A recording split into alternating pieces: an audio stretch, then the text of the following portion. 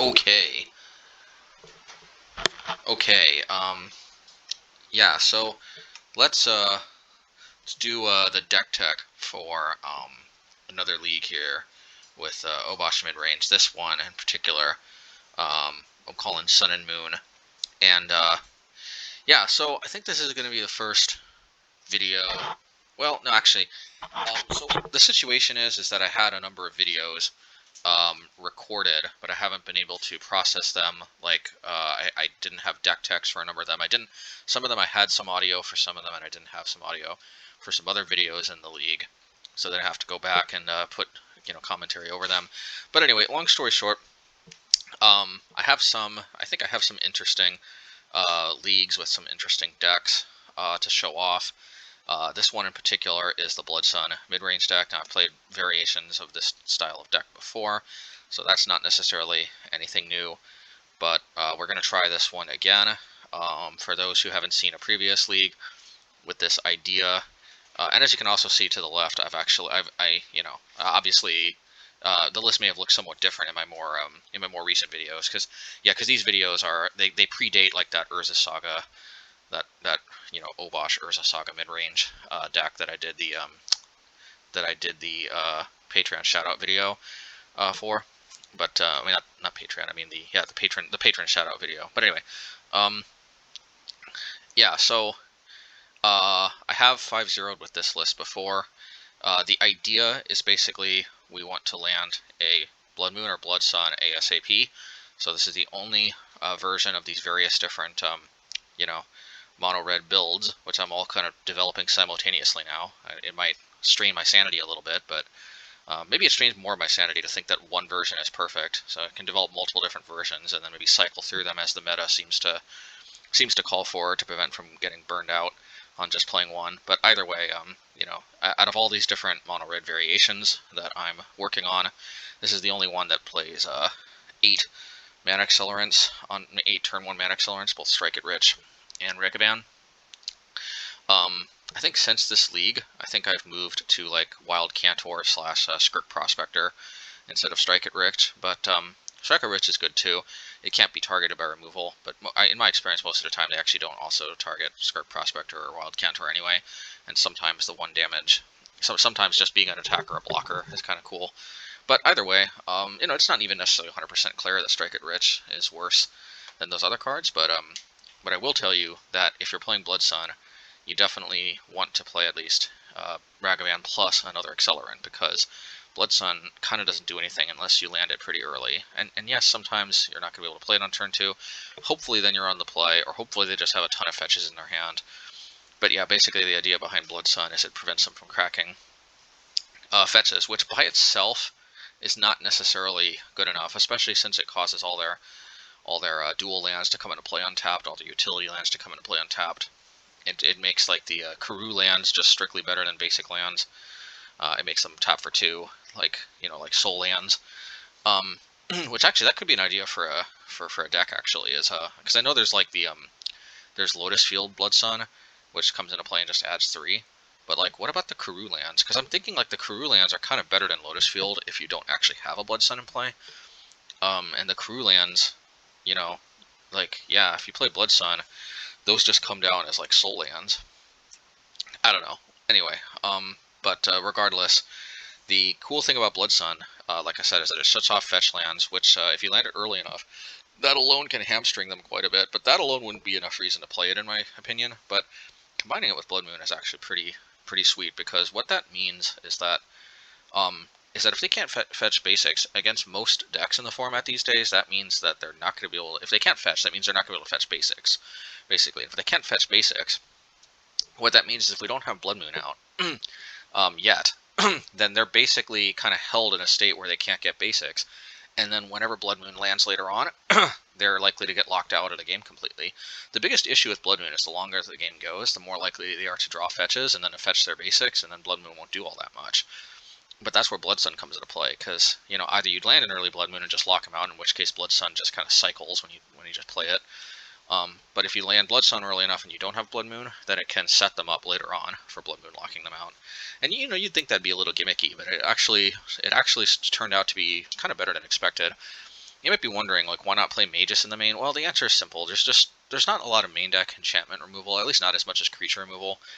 And I just feel like, yeah, the problem with Magus of the Moon, because I tried main deck Magus plans before, and they're not necessarily bad, but they're very meta dependent. Because if you're facing a deck that has like 1 or 2 other colors and red, then you know they're playing Lightning Bolt and probably other red removal, like like Unholy Heat, maybe Fury. Like they're playing red based removal, obviously, and just sinking like 2 cards, like Strike It Rich plus Magus of the Moon, into an effect that's just gonna get destroyed for like 1 mana or 0 in the case of Fury. I don't know. It's just not where I want to be. It's kind of bad against the decks that have red removal in them. It is probably strictly better than Blood Moon against a lot of decks that don't. Although even then, there's so many decks that have Solitude these days that even if you're playing like against Esper Control, for example, or Azorius Control, and you land this early and shut off all their fetches and all their duels and whatnot, they can still just exile a white card from their hand, play Solitude without tapping any mana, so they can actually get out of a Magus lock fairly easy, even in game 1. So basically, the reason why Magus is not kind of the main deck plan, it is in the sideboard, because there certainly are matchups where this is going to be fantastic, but like, yeah, basically, Magus was only kind of guaranteed to be amazing in decks that don't have red base removal and don't have Solitude. I'll still probably bring it in against a lot of the decks that play Solitude because they don't always have it. But the point is that I just feel like Blood Sun being an enchantment is harder to remove and just kind of makes more sense early on. One of the main reasons that I'm trying to also develop this deck is because I want a version that plays at least 8 moon effects, 4 Magi and 4 Blood Moon, and I feel like those versions particularly want like mana accelerants. So that's kind of where this deck's going.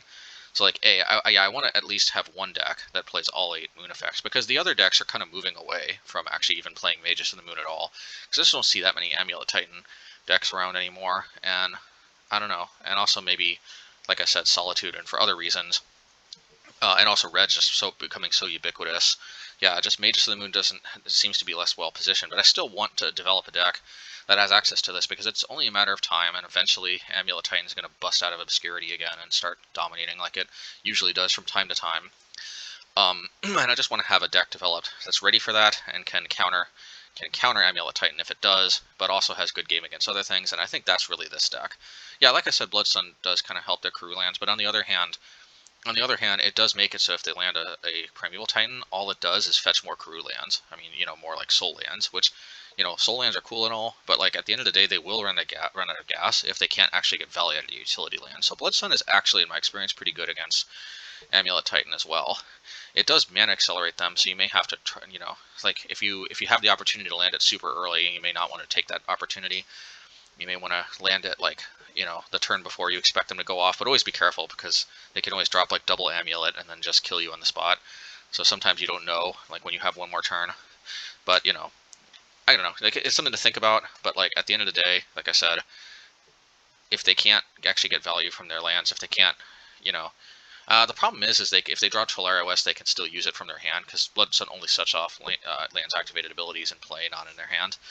But they can't go grab like a crew land and Tolaria West, bounce it to their hand, because the crew lands lose their bounce ability, which on the one hand kind of powers them up, but on the other hand powers them down, because they rely on that bounce ability to like return like a Tolaria West to their hand. And it's also worth noting that Blood Sun kills Urza Saga and draws a card, which is pretty nice, and prevents all future Urza Sagas from even tapping for mana. They just come down and instantly go to the graveyard. So anyway, yeah, reason number 1 is I want to have like a Magus deck ready to go in case Amulet Titan rears its ugly head.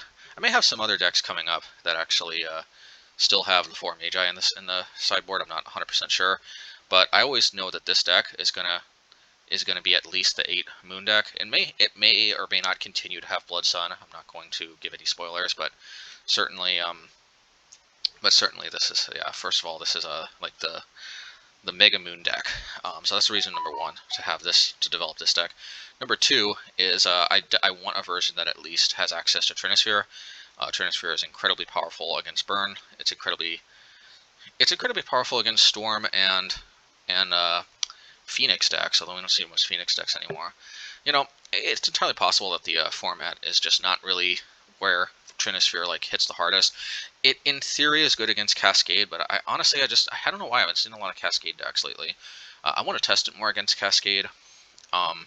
But in theory, it's great against Cascade. The problem is you kind of need a mana accelerant in order to drop it early, and that's one reason why I think you can only really play this in this deck. Trinisphere just didn't really do a lot unless you can get it out early. But I do think Trinisphere has a place in at least one Obosh build, and I think that build is this build. And I don't know. Anyway, let's get to the games. We'll see how it goes, and yeah, hope you all enjoy this blast from the past. Although I'll tell you right now, this is not too far off from my present version of this deck. You know, I'm not going to say whether or not I made changes, but I will say that it's not too far off from the present version. So, you know, either way. So I hope you enjoy. I do like this deck. I don't know that it's the best version, but it has a solid place, and it definitely can be the best version depending on the meta. I'm not quite sure the meta is there right now, or when I played this league. But the meta easily can cycle into a state where this very easily could be the best version of Obosh, and you know, if I develop it, I'll be ready when it does. Anyway, let's see how it goes. Okay, let's sit back, relax, and let's comment over match 1 of this league. I recorded this without audio. Sometimes I'm not able to record the audio because of something going on. You know, so this was one of those cases. This is one reason why I've been a little backed up, actually, with the content, is I've got a lot of leagues like this sitting around that are recorded, and that that are recorded, but that I've got like missing audio for either the deck tech or for a few games in here, and it's just like but hey, now I got the time to dub over some of these and get my 2 cents. What's going on here? Oh, okay, I didn't press play. Excuse me. It's yeah, let's get to it. And this is a keepable hand. Needless to say, it kind of wants another untapped red source on turn 2, so we can drop a blood moon. But still, turn 1 Ragavan, two mana sources. I don't think we can pass this up. This obviously could get very ugly if they deal with the Ragavan. And since they're on the play, actually, the worst case scenario is if they like turn 1 Inquisition me, turn 2 like deal with my Ragavan, and then I only have 1 land. But you know, them's the breaks. We'll see. Okay, yeah. And if I remember correctly, yeah, this is this I think is like Azorius control or something. Anyway, let's see. For some reason, my memory is a little bit hazy too, and I don't have the deck name listed on the video title. I do in like a separate notepad, but I haven't looked at that yet. So yeah, I think this is Azorius control. So that's cool. It actually might be somewhat beneficial for me to go over a game that I played like a while ago.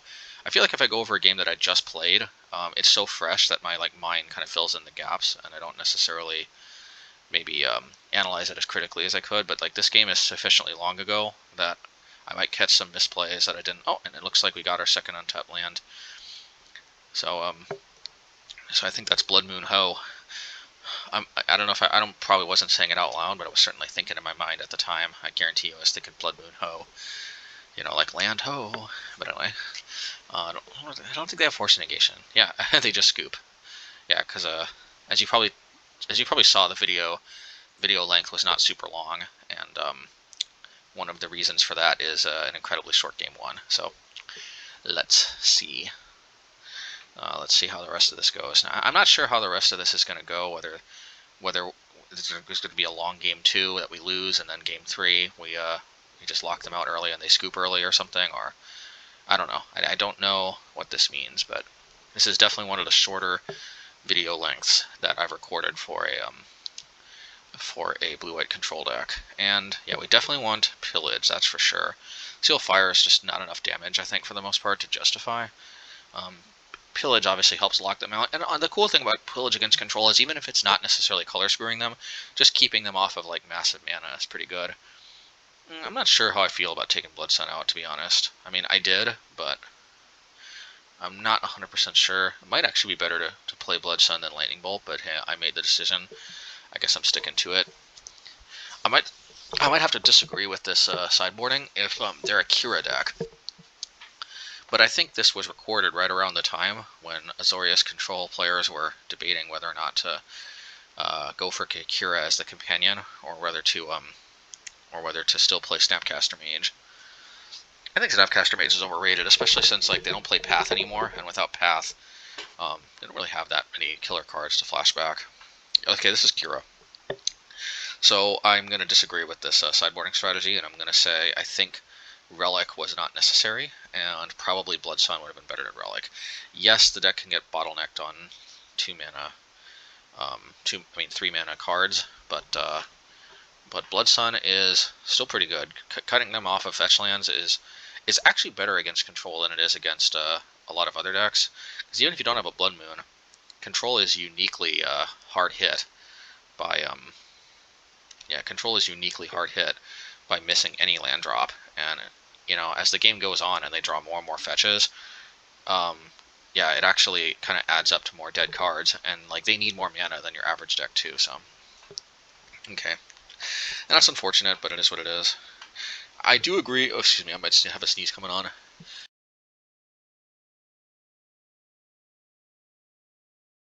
Ooh, excuse me. Okay, so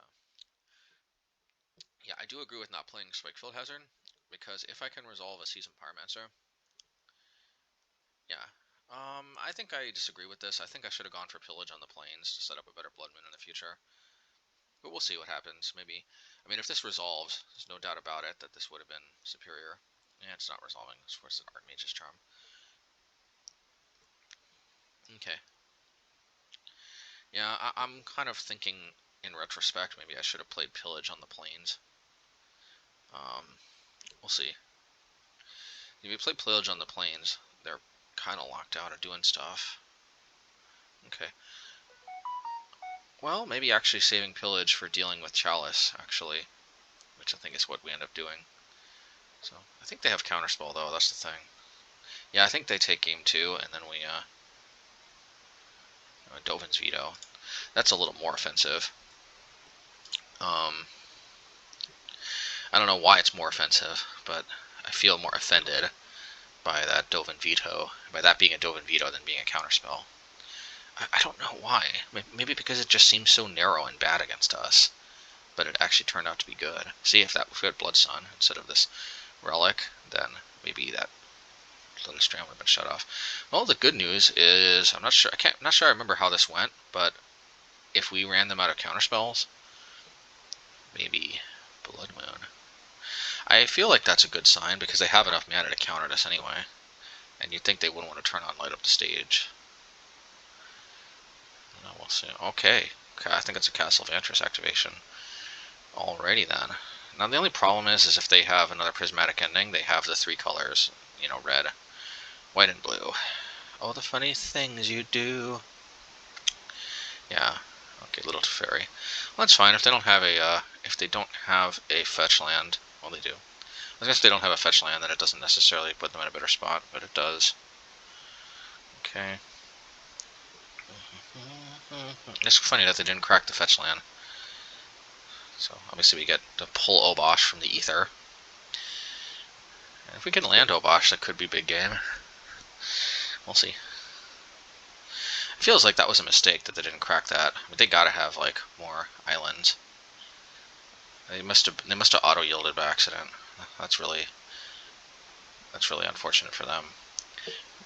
Okay, and I guess I play it safe with just use some Pyromancer tokens. I don't trust that this Blood Moon is actually going to stay in play. Okay, like the giant Shark Typhoon. Yeah, so this actually would have been better to have Obosh in play. See, my thinking at the time was that they might have like end of turn Aether Gust or some way to deal with the Blood Moon. So my thinking was, I don't want them to deal with the Blood Moon, then like Solitude my Obosh, but in retrospect, I think this was not the correct way to go about it. I should have probably played Obosh. I would have just outright killed the Teferi by now. Unless, of course, they have Solitude and a white card. Yeah, I mean, that's all. You know what? Maybe actually I wasn't mistaken, because I think what I was really afraid of was if they had a Solitude pitch, because then, You know, what I wasn't I'm not gonna lie though, I was not expecting the Shark Typhoon. Although on the other hand, like this way the Obosh just goes face, so we only kind of lost to 2 damage because yeah. Let's see. I think we have to go after the Teferi. I think we did go after the Teferi. So I can speed this up a little bit. Oh, I drew Hammer Bogardan, and I hammer that, and of course they Solitude, which is exactly what I was worried about with Obosh. Okay. Alright, well. I don't think I attack. I think I return the hammer to hand next turn. Try to go after Teferi. Skip ahead a little bit. Okay. Their turn. See what they do. I may have to suicide attack into the Teferi if I don't draw land, but I think I do if I remember correctly. I don't. And see what I mean about Blood Moon sometimes being even more good against them than Chalices against us. Now, obviously that wouldn't be as true if they had cracked another fetch line for another island, but still. Okay, so they're going to end a turn Prismatic Ending. Okay, yeah. Yep, and they can finally unlock their fetches. They should have done a long time ago, but hey, what can you do?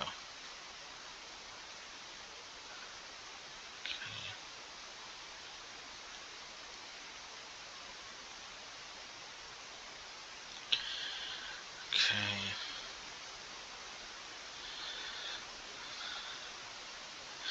No Bugbears to even necessarily capitalize on that. Well, the good news is, yeah, Blood Moon I think is not necessarily doing a lot here. So let's see what the. Okay, well, that's to be expected.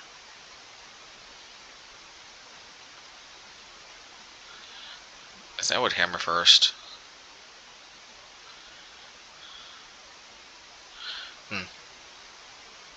Feel like I jumped the gun on the concession, but maybe not. We're not really racing that 5-5 without Obosh, and with all these 1-drops shut off. See if we sideboard differently. I think we won this one, but we'll see.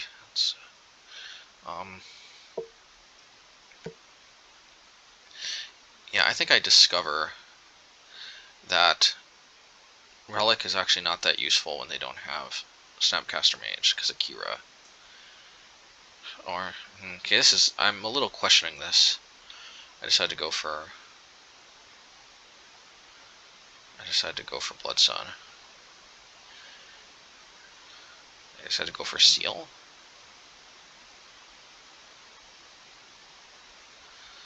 I'm not sure what my thinking was here.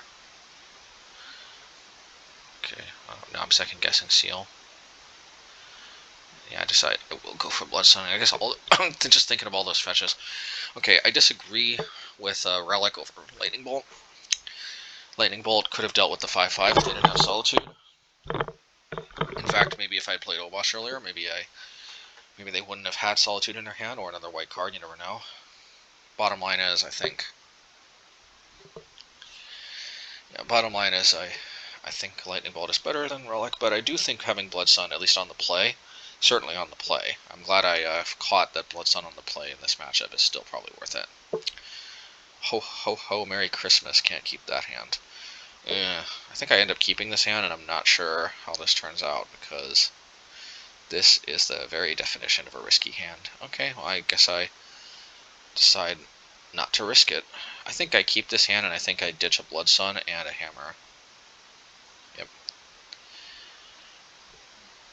Yep.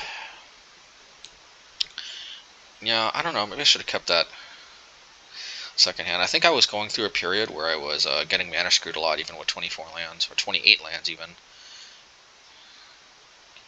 Can't remember how many lands this deck has. For a while I was playing 28 lands and everything. Or this probably said 24.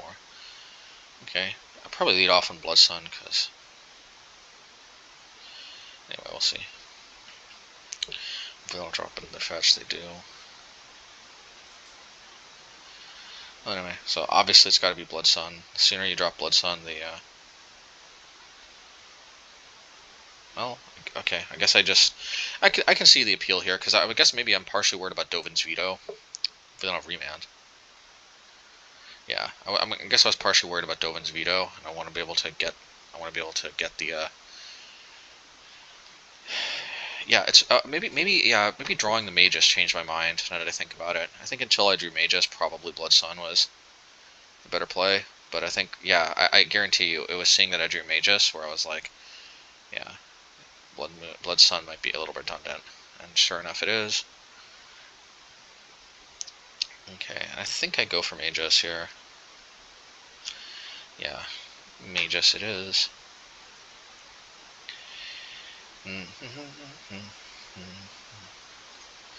See if they counter, or if they do something.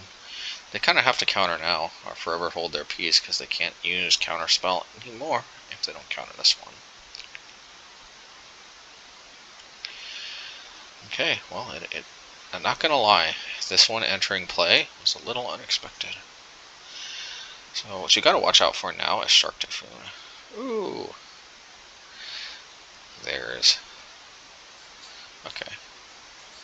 I guess that kind of makes sense.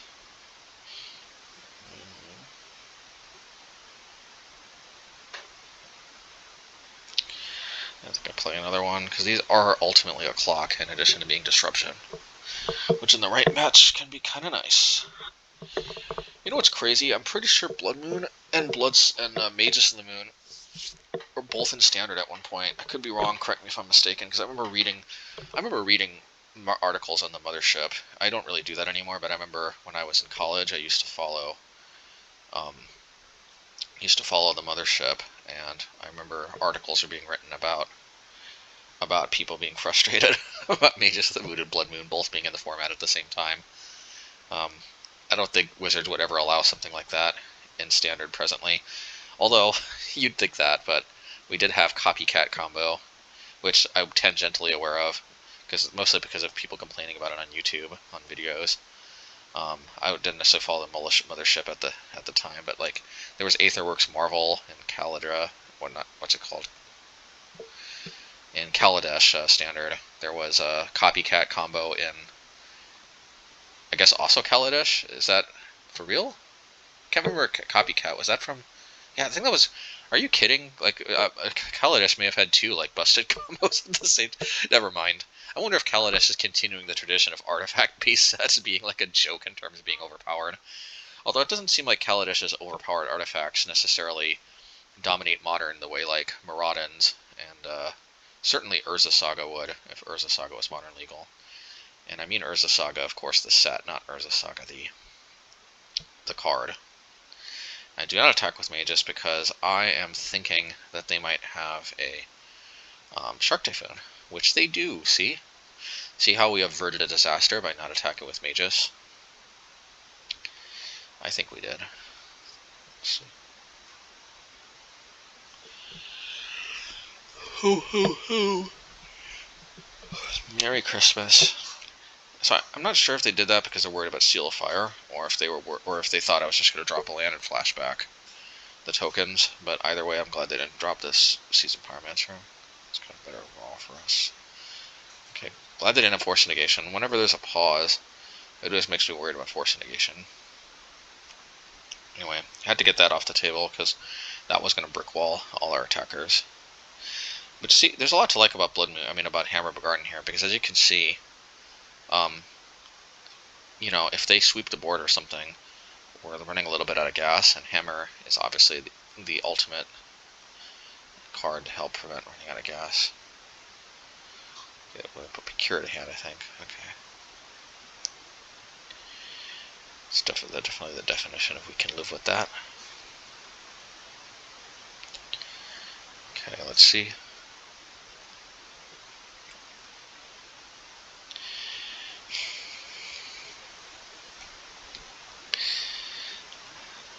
us see. Let us see. Let us see. And then we can flash back. They can't play Shark Typhoon for 2, so I think we can play Mages of the Moon. Okay.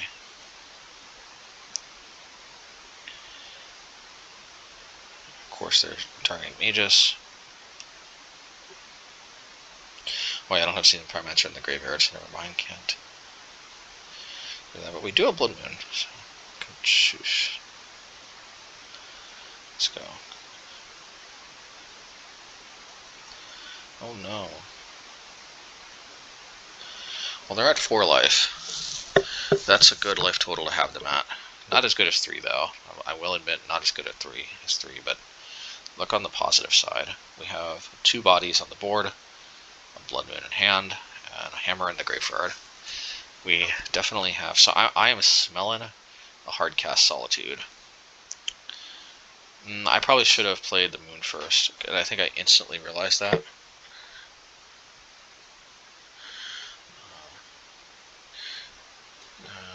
Yeah, give me a second.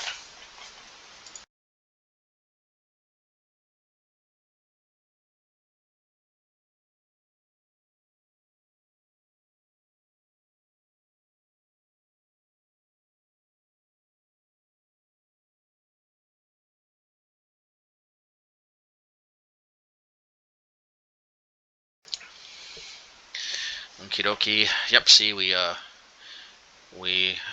anticipated that. Obviously, they need to gain some life. But having Blood Moon in play, I think, is pretty big game. Let's see. Let's see. Actually, I think I, on purpose, didn't play the Blood Moon until after combat, because I think I wanted them to tap out. I think landing Blood Moon is a bigger game than connecting again with Pyromancer. Of course, they bounce the Blood Moon. Seems like the obvious thing. They might bounce the token, actually. I think they bounced the Blood Moon really quickly. They bounced the token. Okay. Alrighty. You know, I may actually block with the Mages. What I'm just thinking about how the game went. I'm kind of vaguely remembering this, and I'm a little bit worried that the game ends with them killing me with a giant Shark Typhoon token. That's what I'm a little worried about.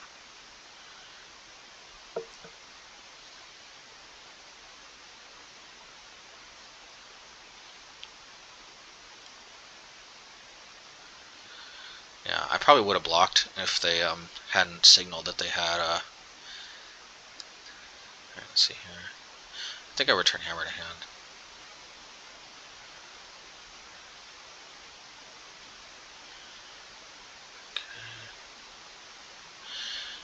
Now, the question is,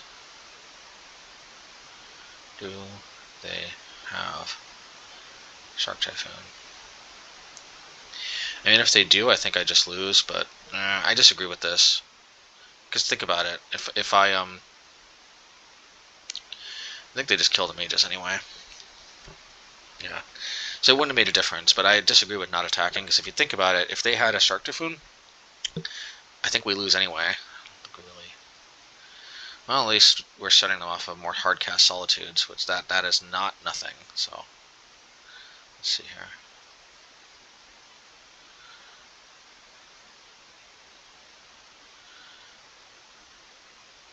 Yeah, I gotta kill that.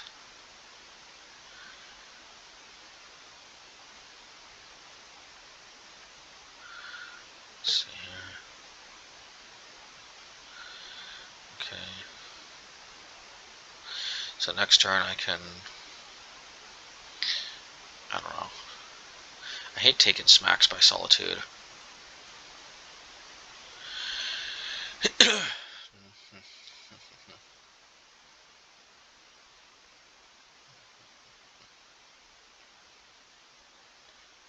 I gotta play Bloodstone first, I think.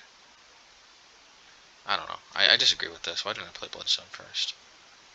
Oh, I know why. Yeah, because I wanted to play Obosh. Okay, that makes sense. Okay, that's how the game ends. Giant Shark Typhoon. Dang it, man. Thought I won this one, but I guess not this time.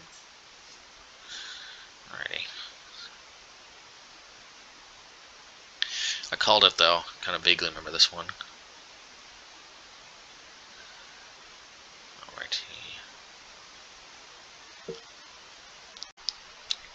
Okay, yeah, I couldn't keep that hand, match 2.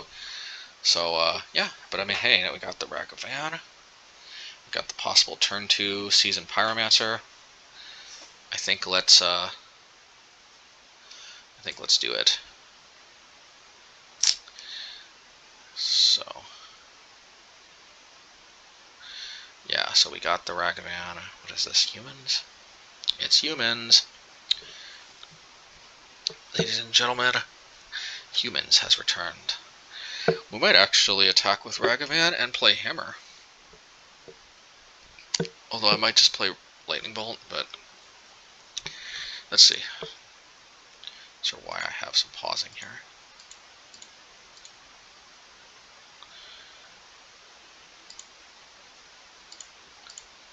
Oops. Yeah, there we go. Doing a post league means I kind of disagree with this. I think I should have played Hammer, but I don't know. Yeah, I think I should have played Hammer. Oh, I'm getting lag. See, look. Ugh, that's so annoying. I hate lag. That's what's going on here. Oh, it's CoCo humans. CoCo humans. Okay. I guess I don't play anything like super good. I could always just ditch Hammer. I feel like I want to cycle Relic before I ditch Hammer, so cycling it doesn't clear my Hammer.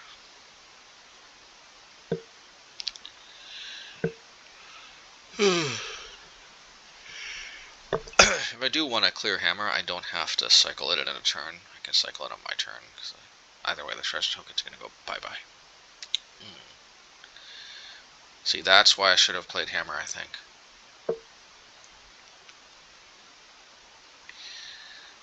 The lag. Pretty sure this is lag. Sucks. Okay. Alrighty. Okay.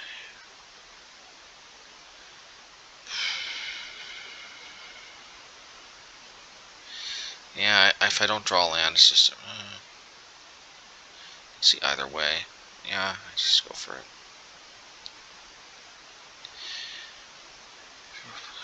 I have a feeling that this doesn't end well, but we'll see.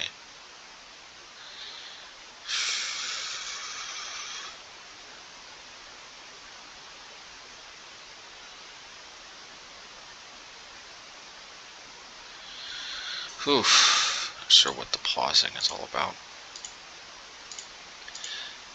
Okay, there we go.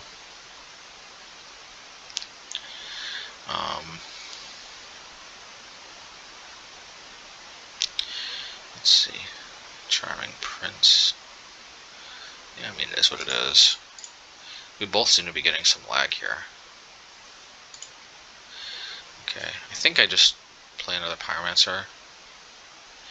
I think this ends with like them back-to-back collective accompanying me, but we'll see.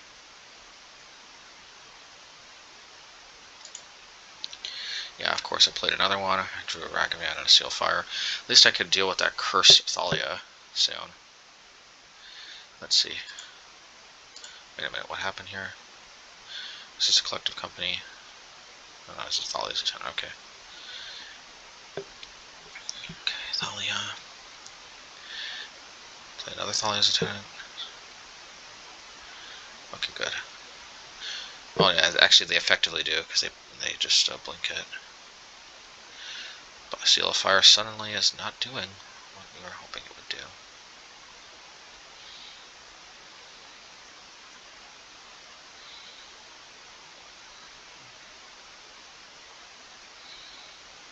Ready.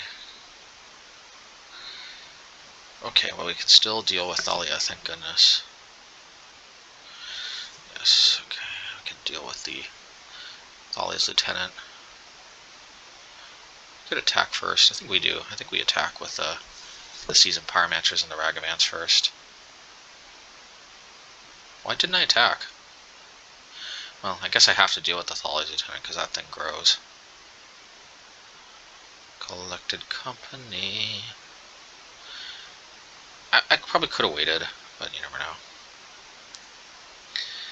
Collected Company.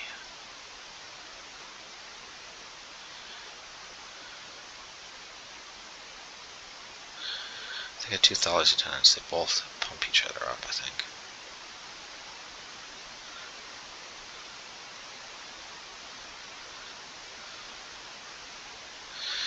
Kessig Marauders. Those are large, charming princes. I think I'm just mana screwed like mad. Well, that's good.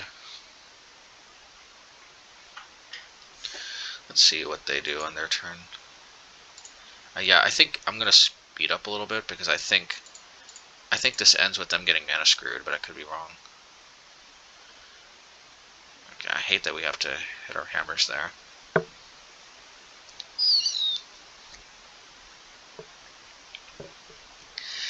Okay, Obosh, this will help a lot in being able to contain the growing horde. But they have no green, and they do have red though. They have no green. Casting Marauders, that's not good.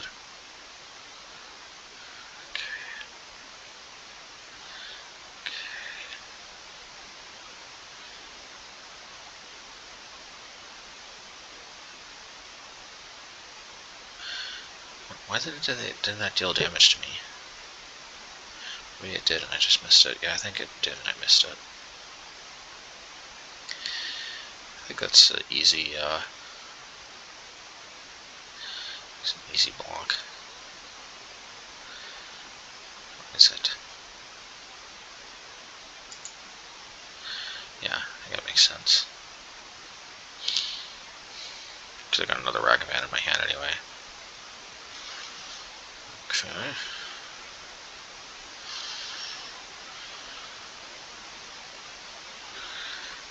The tokens are always nice.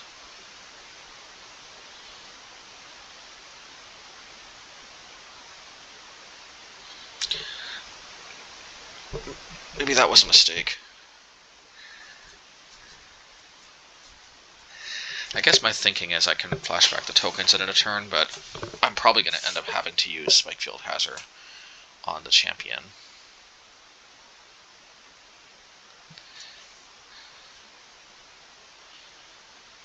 Come on.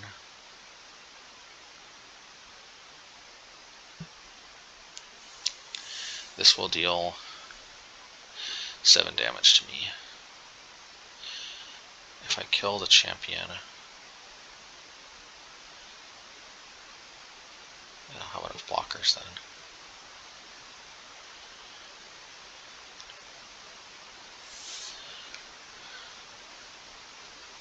Yeah, this was a misplay. I even remember it at the time. This was a misplay. I should have just used the Spikefield on the champion and then flashback the tokens.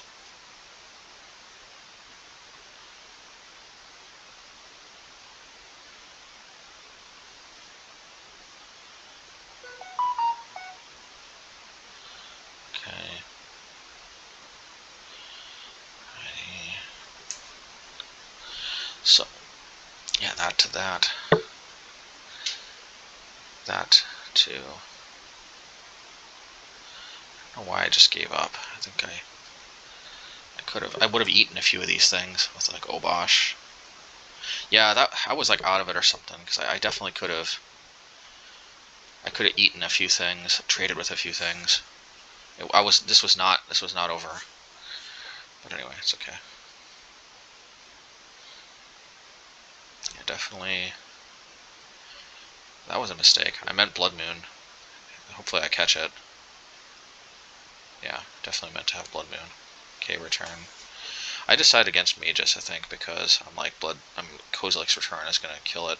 I hope I catch though that Bloodstone is basically useless in this matchup.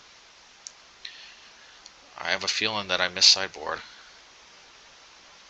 I think I just end up putting the Blood Moons back in. On Magi. Pillage? No, I don't agree with this. I guess it can hit Aetherall, but I disagree with that. And I think I mistakenly think the Blood Suns are Magi or something. I don't know. But these Blood Suns should not be in here. Oh, dang it. This was a mistake, I think. Oh, did I catch it? No, I did not. I just go to 4 Blood Moons, 2 Pillages. Yeah, and then I see Blood Sun, and then I'm thinking that was a mistake. Okay, definitely they play Noble Hierarch. I'm surprised I Lightning Bolted that, but I guess I'm worried about Athalia or an Uriak champion. Okay, they do play the Fabled Dahlia, and actually I do get to Blast Zone each of these for 2, which is very nice. I guess I just continue to put Obosh to hand, and because they can't play more 2-drops, or I guess they can, but then they're going to get Blast Zoned like crazy. Oh, but they played 2 more Sanctifiers after I popped the Blast Zone. Well, the length of the video suggests to me that I don't just die here. Oh yeah, because I guess... Wait, what just happened here? Sorry. Oh yeah, they trade with the Ragavan. Oh yeah, and then I just Lightning Bolt them for 6, seal for 4. Nice. Okay. Alrighty, I'll take it. I'm pretty sure I correct that mistake. I hope so. Yeah, Blood Sun definitely should not be in there. I guess I put the relics back in there? I don't know about that.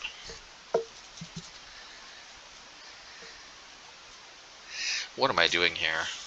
I like Strike It Rich. I think I like mana.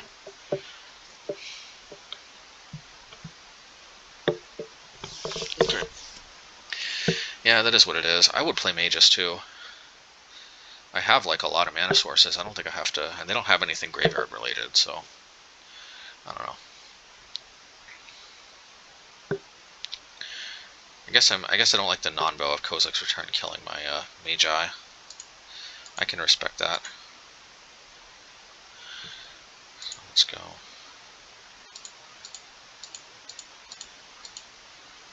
Okay. I guess I keep this.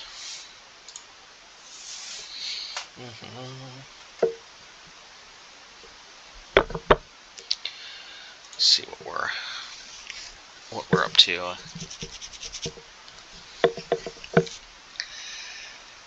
Ooh, I want to Spikefield Hazard that so bad, but I actually can't. I don't have enough red sources.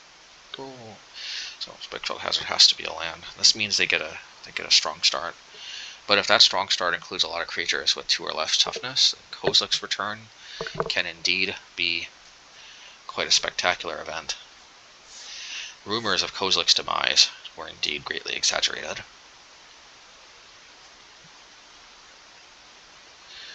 Okay, well, it's already shaping up for a nice K-Return blowout here.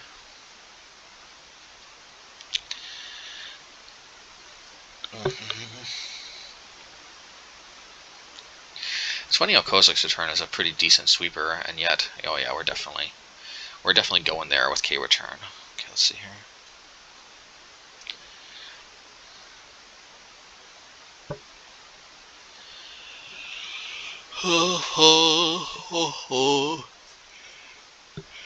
I think we're going to want to play Sealfire. Apparently, I paused for some reason on my upkeep for some unknown reason. Must got a phone call or something. I think I play Strike It Rich and Sealfire. Yeah. Ooh, no. Maybe this is the game where they... this is the game that I have a vague memory of a collected company just going nuts, but we'll see. I also have a memory of me going nuts with K-Return. It seems like that's this game. So I think I definitely need to Sealfire the Charming Prince in response. Hope I see it. I don't want to take 2 damage for no reason. Yo, right? No. I don't need to take an extra damage for that. Oh. No. Why? No, come on. Please see it. Please see it. That's gonna put a counter on Charming Prince. I don't need that in my life. Oh. Why did I let that happen? I don't know. World may never know. I'm gonna take 4 damage unnecessarily. Sure, I can combine 5 damage unnecessarily. 6 damage if you count the Marauders. Yeah, I took 6 damage unnecessarily. I guess I was hoping to be greedy and hope they play another 1-drop. I guarantee you that's what it was. But contrary to what Michael Douglas says, sometimes greed is not good. You know, I'm like, whoa. Oh, I see. Oh, okay. Maybe I'm more clever than I give myself credit for. I don't know, though. I got a feeling they drop some more collected companies, and then that's that. Oh, or not. Okay, let's see. Elite Spell Panda. Hey, Spellbinder USA. Yeah.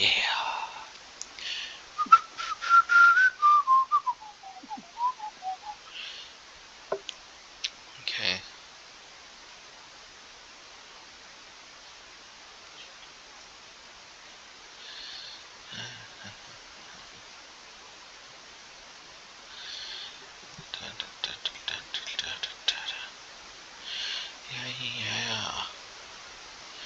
Yeah, I definitely do. I definitely want to take them off of CoCo.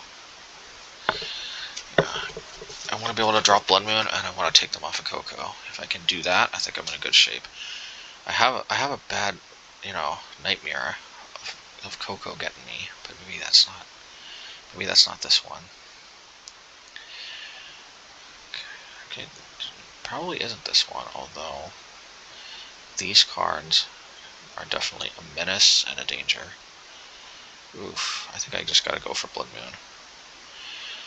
Although, actually, Noble Hierarch can actually play a collected company off the top. Let's see. Okay, no, that's not a collected company. I'm probably in okay shape. Let's see here.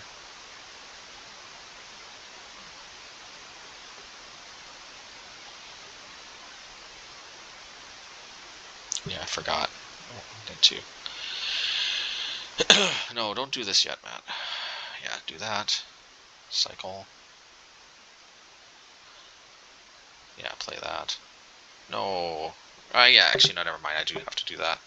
So that they can't play collective company off the top. Collected company.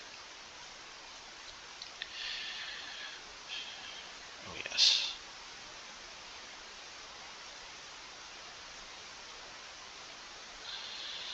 Oh, yes. Okay, well, yeah, the good news is by them taking the other Pyromancer out of my hand, it means I don't have to discard it to this Pyromancer. There are definitely positives. There are definitely positives to be had. Okay.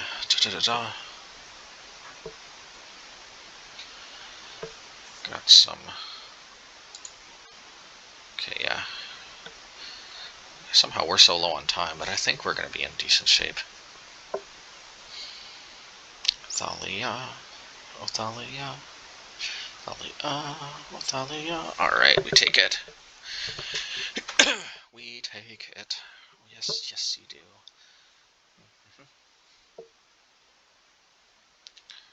Okie dokie. Alrighty. Alright. Match 3. And this hand seems... it seems keepable. I don't know if it's perfect or not, but it does seem keepable. Let's see here. It's definitely not perfect, but it does seem keepable.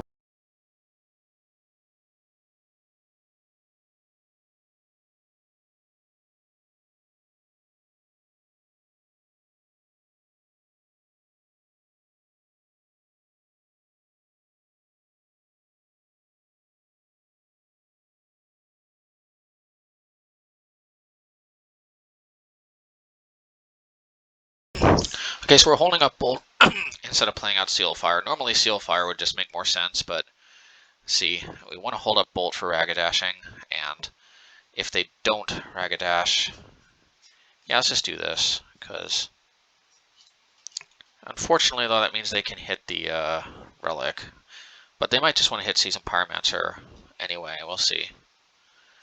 If they hit the Relic, it might mean they've got another one.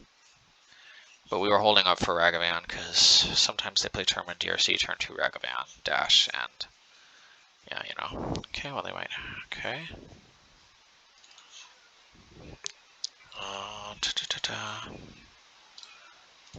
Let's see.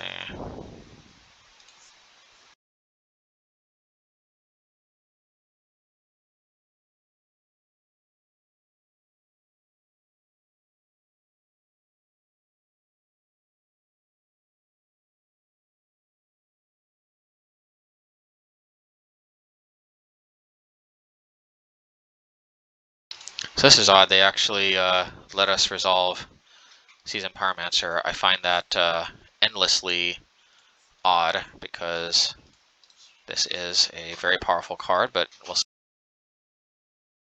I'm probably going to hit the Whirza token, and I'm going to wait because they might crack the Mistress Bauble. Yeah, I'm going to wait. If we delay them cracking the Mistress Bauble, I think that's better. And that's fine. Actually, since they tapped, they can't put more artifacts into play in instant speed, so I think I'll just do this now. At least I hope they can't put an artifact into play in instant speed. I'm a little worried that they'll Pithing Needle naming Seal of Fire, so because that's actually kind of worse because this at least produces mana, but I don't know, we'll see.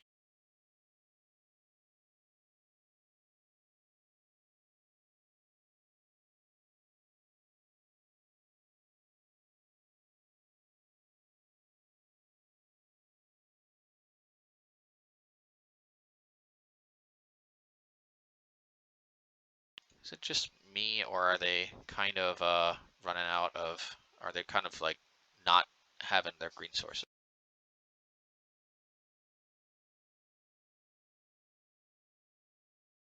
Alright, good thing we still got Obosh in the works.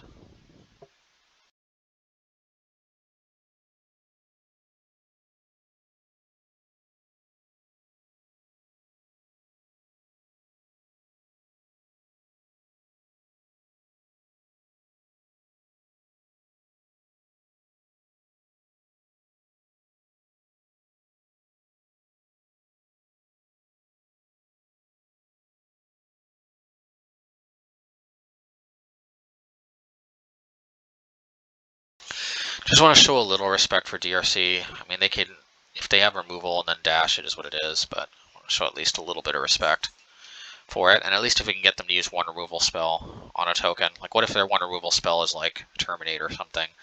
And then maybe, you know, just holding one back. I think I wanted to attack with 2, but I think there's just too much upside to holding back with 1. Now, holding back with 2, though, is a little bit harder to justify, I think. But we shall see. Okay, well, they might downtick one of them. Okay, now they might Ragadash. Oh, okay. We'll see.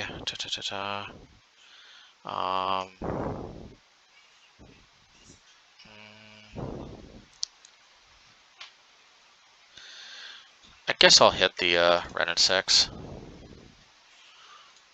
Let's see.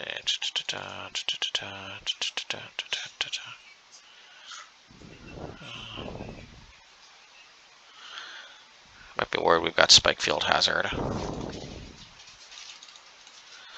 Alright, let's see here.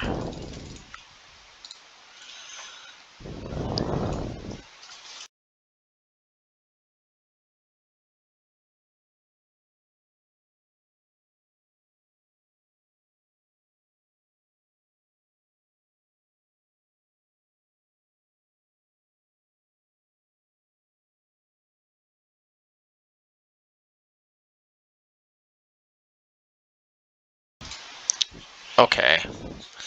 They're gonna have to lose their Ragavan if they kill Obosh. I'm happy to make this trade. Obosh is not is not necessarily automatically game over. If they hit Seasoned Pyromancer, it is basically game over, and they have the right mana to play it. That's fine. If they want to lose, yeah, they want to lose Renin 6, I'll take it. Okay. I'll take it. Alrighty.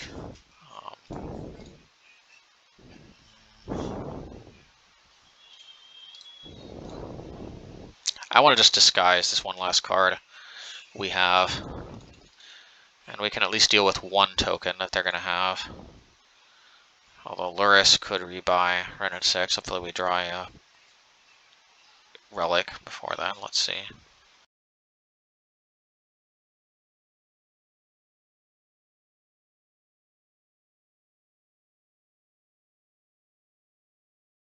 I'm considering putting this up to 3 for Luris.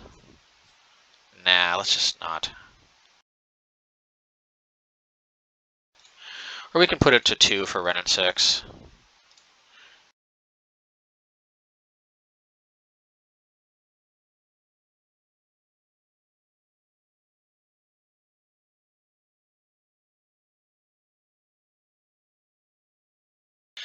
Yeah, so this is good. This will decrease the viability of Luris. I mean, I'll just keep attacking. They'll make a token. I'll hit it with. Okay. Alrighty.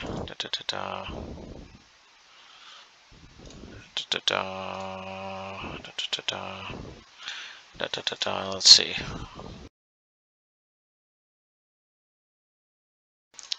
Okay, I think we want to hit the construct. Still a little bit worried about Pithing Needle. I'm not going to live in fear. Not in the main deck. I don't know though. Pithing Needle on Relic would be huge. But that being said, it's just way better if I can wait. So I'm going to take that risk, but we shall see. We shall see.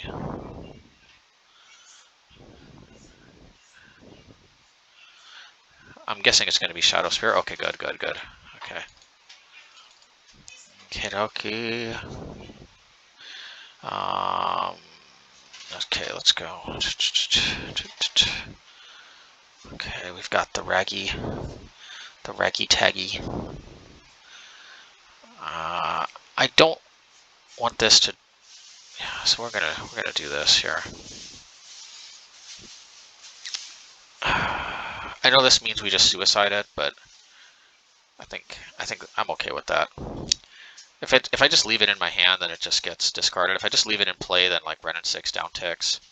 Yeah, see, they think it's valuable enough to use a removal spell on instead of yeah.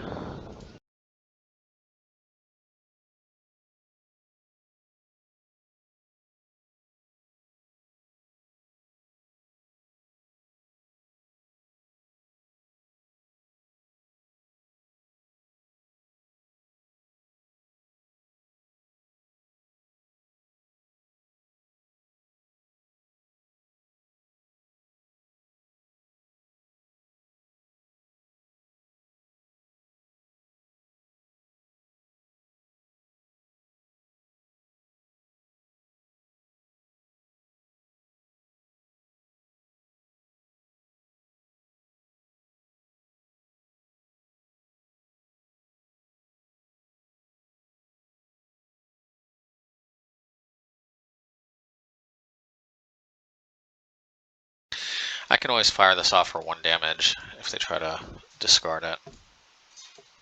So let's see. Da, da, da.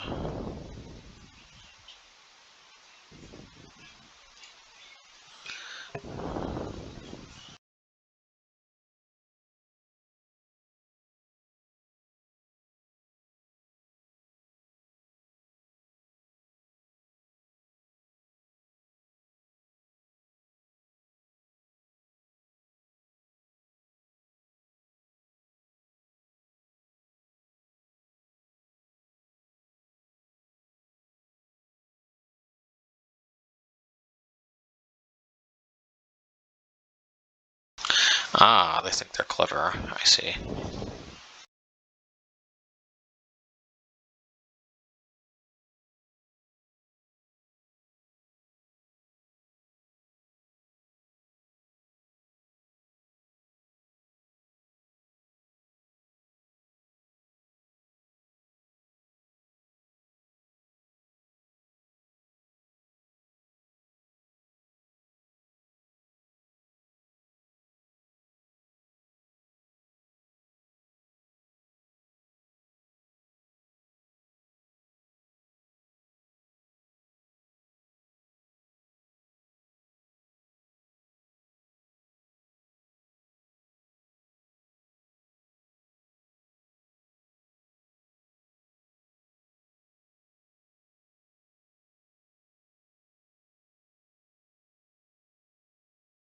I'm gonna hold up Spikefield for Ragadash if that's what they have. Let's see here. They might want to think about holding back or not. So I think I'm fine to not take just yet. Alright, there's my Spikefield target, I guess.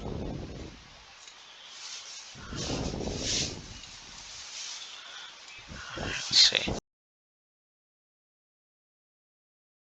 Even if they somehow make it a 3-3, I've still got Seal Fire as a backup.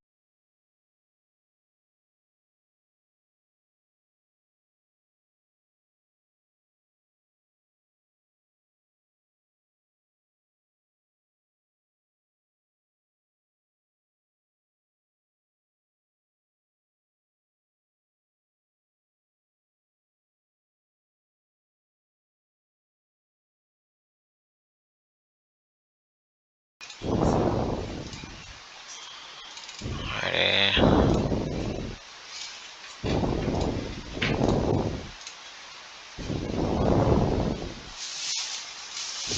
Alright, let's do this. I just put Strike at Rich out of my hand first in case they have Kolagon's Command. Although, if I Kolagon's Command, I'm probably already in a pretty bad spot, to be honest.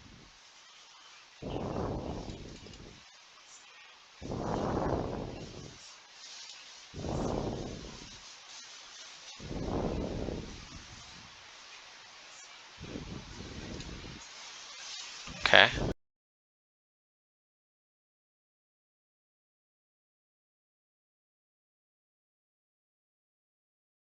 Now suddenly Hammer Bogardan's looking not too bad.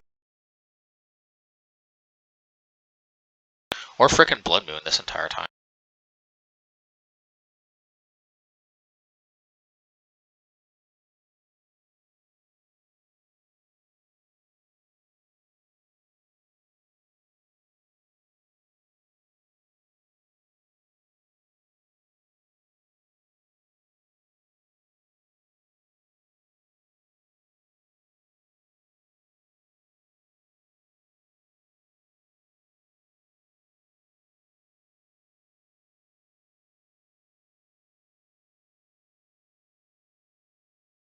Oh, they must have just drawn that.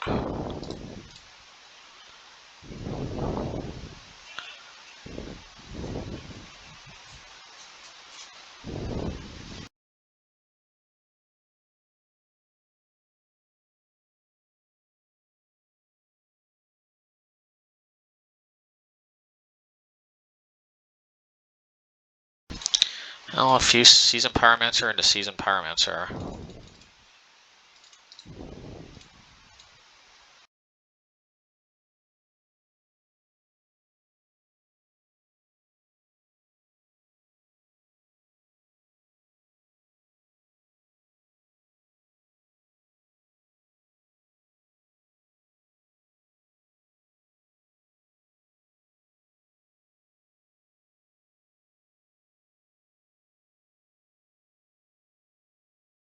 So we had frickin' Blood Sun too, actually, which also would have shut off the the frick, man. Alright, anyway. Honestly, I don't even know if we sideboard. I mean, all these cards are excellent. Maybe we don't need Ragavan because just playing all this. Maybe we don't need all 4 pillages. 2 seems decent. I don't know how useful Strike It Rich is. I mean, it's great with Hammer because of recursion, I guess. Yeah, and 2 Kozilek's return. Yeah, I think with this whole, I think we can make do with this.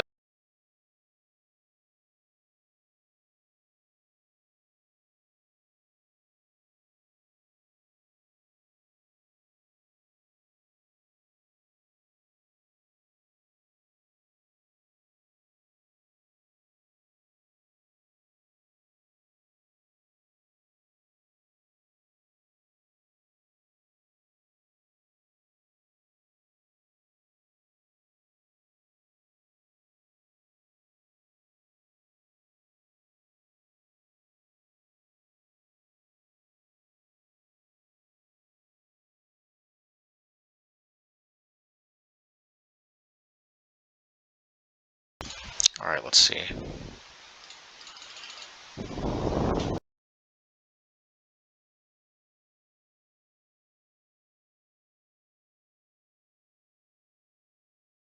I'm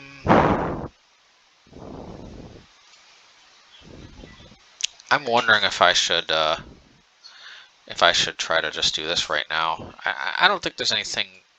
I can at least wait until my next turn to decide.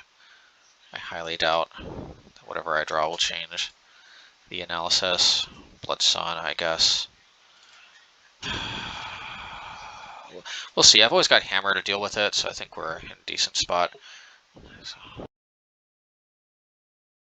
holding up for Ragavan, obviously.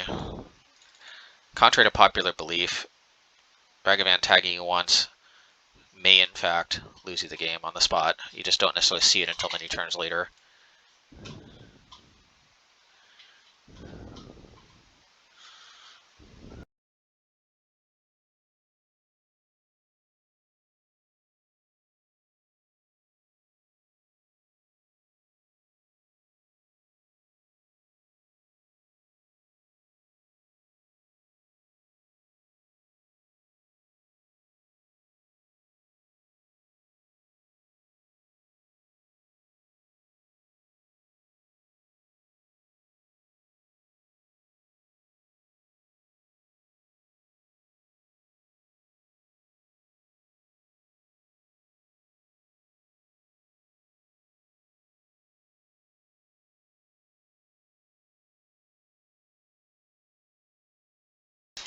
Alright, here's hoping to Blood Moon doing good work this game, and we can hopefully do good work with Relic if they do not cast a discard spell. Okay, I can live with this because of Relic. In fact, unfortunately I can't kill it just now all at once. This is actually pretty good. Yeah, I think I'll do this. Discard Blood Sun and Hammer, I guess.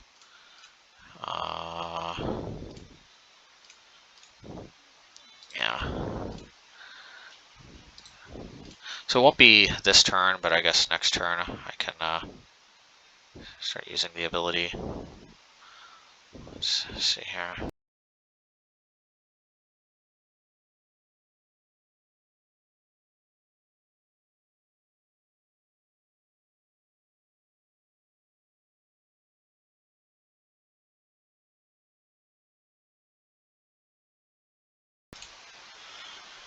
Okay.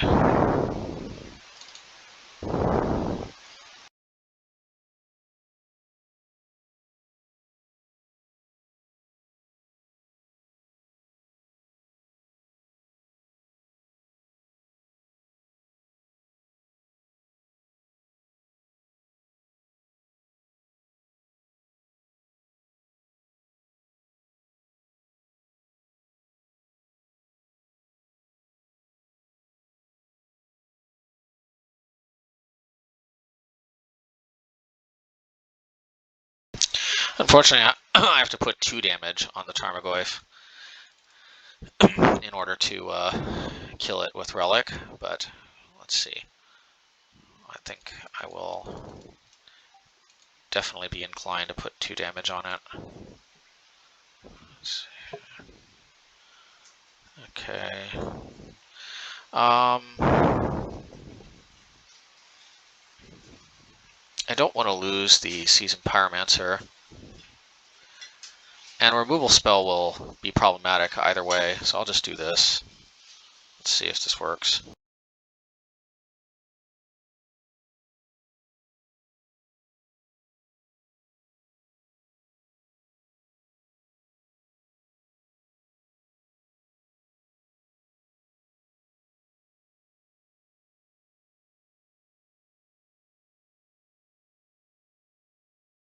Have to have 2 damage assigned so that the Tarmogoyf will actually die when I pop the relic. Alrighty. Now let's hold priority.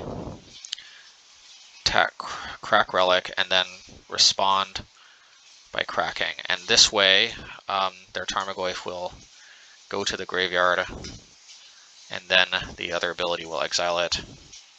And then yeah.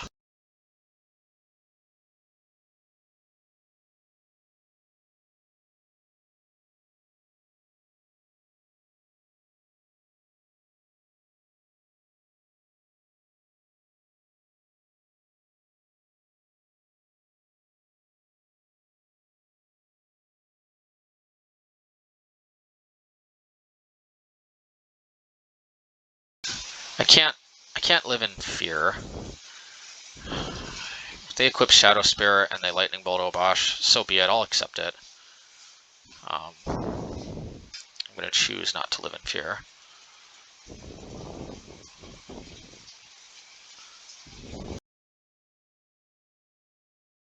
At least they're priced out of playing Luris for now. Alright.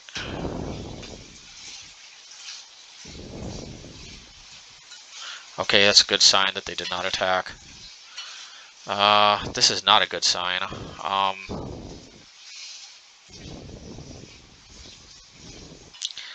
Still, let's do this. And... well, they just give up. That makes things easier. I mean, they have a lot of life to work with, so I don't know what the need to give up right this instant is, but hey, I'm not complaining.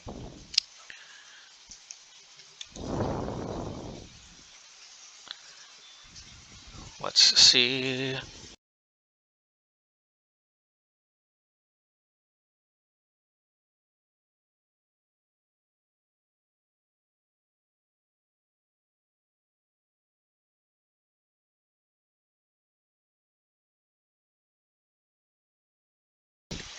I'm beginning to wonder if maybe we want... no, I still think there's a lot of merit to having a turn 1 sequence break, sort of, in the form of Strike It Rich, especially since this is one of the matchups where Bloodsun is pretty good in.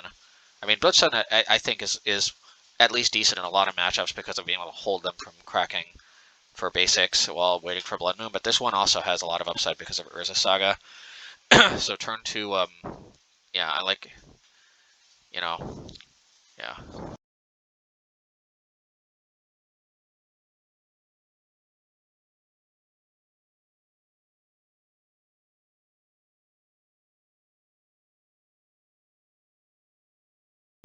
Yeah, I mean, hand could be a little soft. We shall see. Okay, good thing we have Seal of Fire. Yeah. Just waiting until their combat step because this way they can't, you know, dash another Ragavan because it's a legend.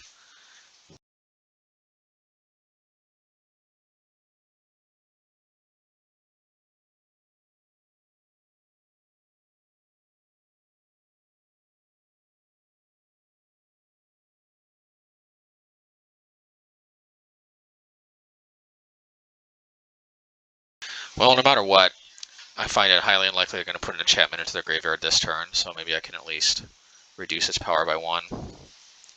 Let's see.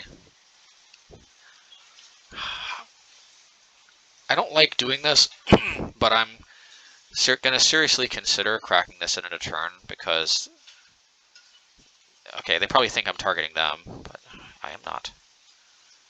Okay. Okay.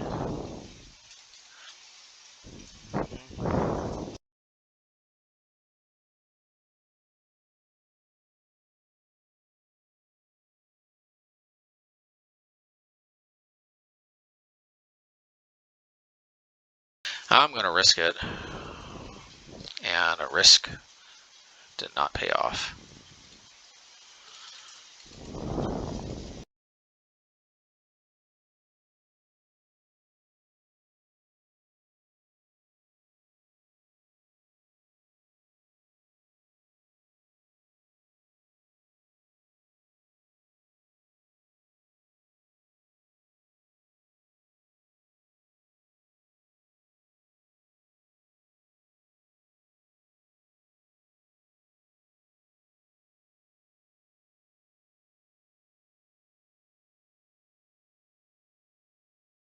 Well, let's see if being patient and waiting one turn will help. I think Blood Moon at this time is a little bit unnecessary. Yeah,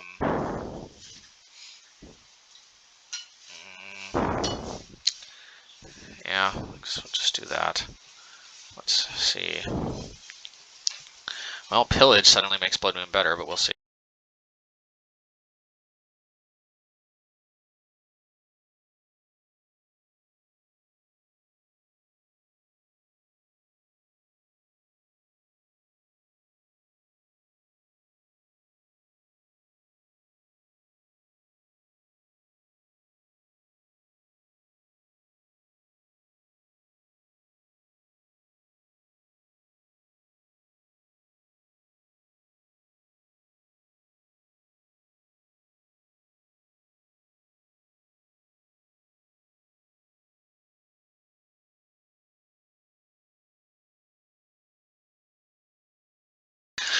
Alright, so we can actually 2-for-1 them next turn with Kozilek's Return and Cracking Relic.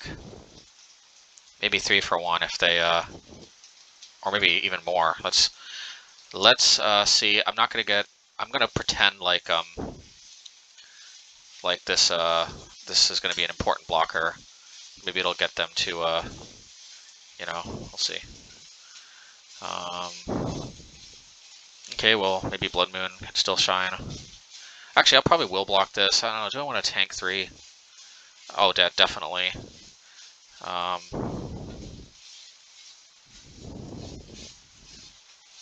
was hoping they'd get Ragavan.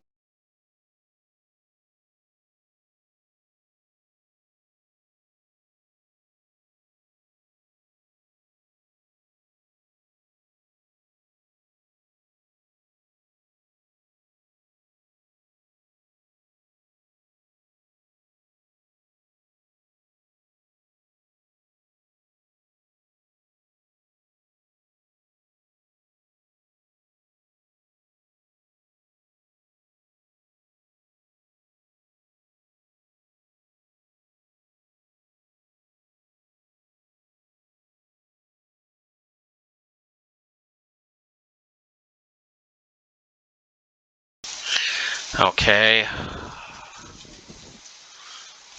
Let's see. They'll probably sacrifice Mishra's Bubble, but I still think I got this covered. Okay. Alrighty. Now let's... There's some weird... Okay, now let's hold priority and do this. And yes, we'll lose the tokens, but I still think it's well worth it. Let's see.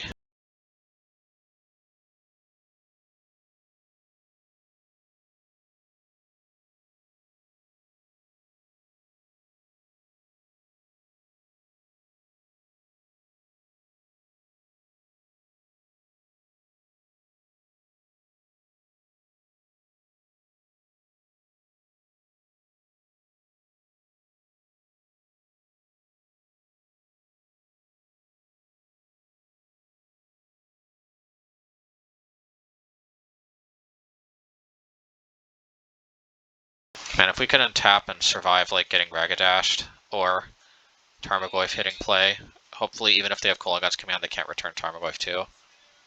Okay, let's see.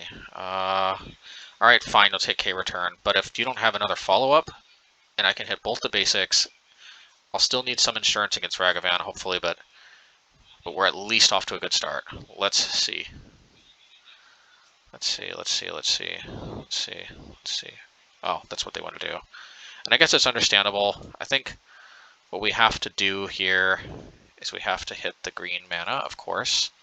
Because that's Ren and 6 just undoes everything. How badly do we want Ragavan insurance? I think kind of badly. I'm going to risk it. Because here's the thing, if they deal with Blood Moon, I want to at least prevent the cracking, and I want to prevent... Okay, but, you know, maybe I should have put Obosh to hand. I don't know. Let's see.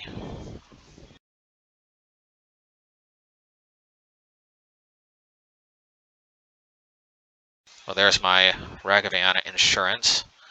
I may just want to draw a card, though, just to see where that takes me, because ideally I draw a card, I play this, and I put Obosh to hand. I don't know. It seems greedy, but greed is my middle name. Okay. Well. Or at least I have something to do with it, my extra mana. I do want to end the game before they can triple bolt me, though, so maybe this was a little too greedy. I don't know, though. Drawing a card is never too bad, though. Okay, fine. Fine. Take my K-return. Jeez. Okay. Da-da-da-da. Da-da-da-da. Da-da-da-da. Da-da-da-da. Hopefully they don't have a... What's it called? Thoughtseize. Let's see. Let's see. Let's see. Let's see. Let's see. Let's see. Let's see. Let's see. Let's see.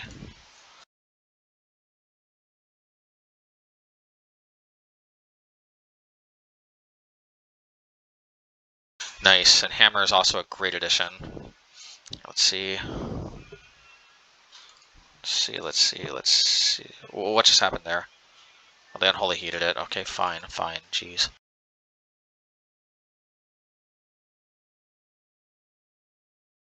No biggie. This is one reason I like Hammer, is that it's so easy to return and still hold up Seal of Fire. Seal actually makes Hammer kind of so much better. Okay, I thought maybe they thought they were going to catch us off guard.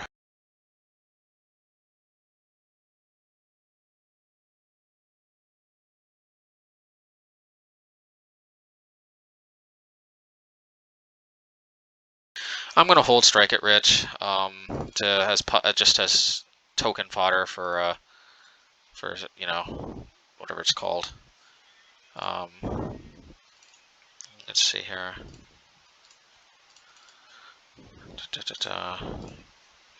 Yeah, we can do this. It's token fodder if it's in my hand, otherwise not really, so we'll see.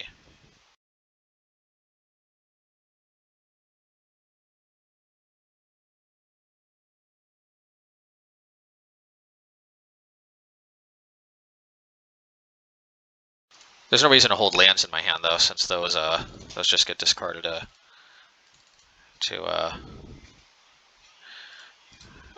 Season Pyromancer anyway. Righty. Let's see what we're working with. Straw card. Let's see. Alright, gotta love it. See, without Hammer, what would I be doing here? I'd just be mana flooded, that's what would be happening. Hammer's just an insanely good use of this late game mana. Because, like, unlike our opponent, we can't always just keep getting it 5 mana, like, the entire time. You know, like, us mortals have to actually have cards that help us deal with mana flood. So, we'll see. Alrighty.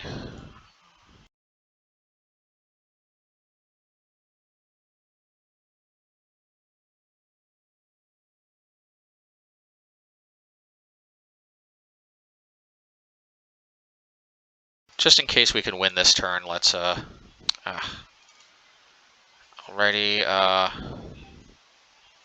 we'll definitely do this turn. And then maybe...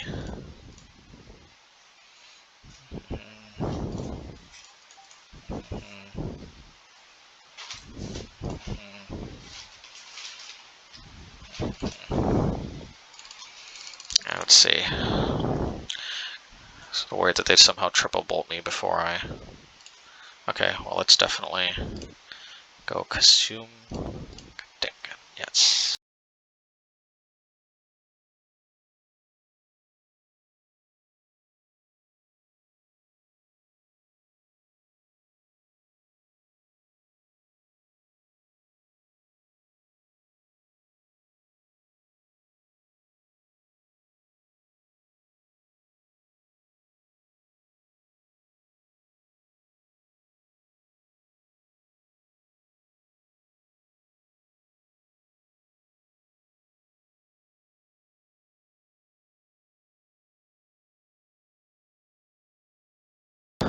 Very nice, very nice.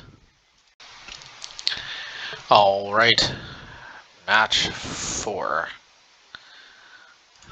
Alright, Obosh, I choose you. Well, no accelerants, but whatevs. I highly doubt any of these cards would have been Wild Cantor anyway, if we had tried that out, which actually we did in a previous league. It went terribly, and I was... Yeah, maybe I should have kept it. I think some of the matches weren't recorded. Some of the matches aren't recorded in this league either, but no, maybe that's what it is. It's just hard for me to save a league if some matches aren't recorded, and especially if I have like multiple, I might just save one. Anywho's it.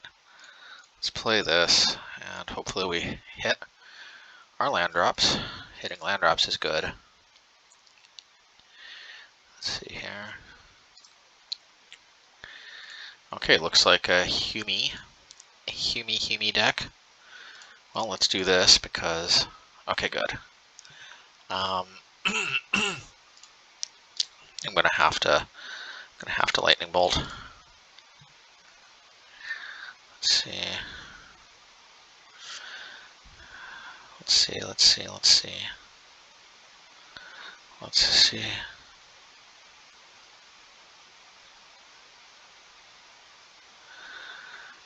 I'll have to kill this now or forever hold my peace.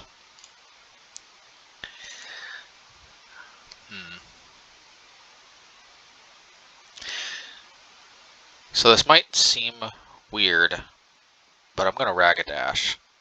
Well, maybe not. I'm just worried if that thing gets bumped. Yeah, this might seem weird, but I'm gonna Ragadash. And the reason why is that I actually am okay with this trading. They've got a lot of ways that their humans can get pumped. Think about. Let me put it this way: if you had a 2-mana, or if you had a 1-mana burn spell that you could point at this thing, would you? Yes. So all I'm doing is I'm opting to use Ragavan as a potential. Yeah. See, and so it's almost like they didn't have a blocker. All right. If I would have known that they had actual fetches, then maybe I would have played Blood Sun, but anyway, we'll see. I guess I'll get this out of the graveyard just in case. Oh, never mind, I forgot.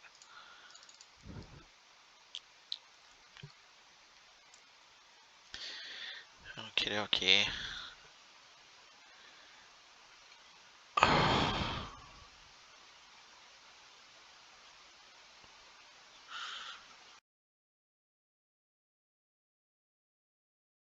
Yeah, there's another reason why not to play Blood Sun, because it'll shut off my blast zone.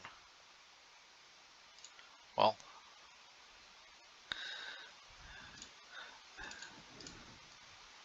they want to give me the opportunity to 2-for-1 with blast zone. I'll take it.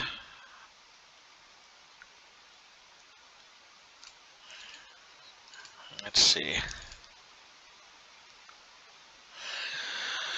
Man, this effectively costs 3 if I want to actually start dealing with stuff.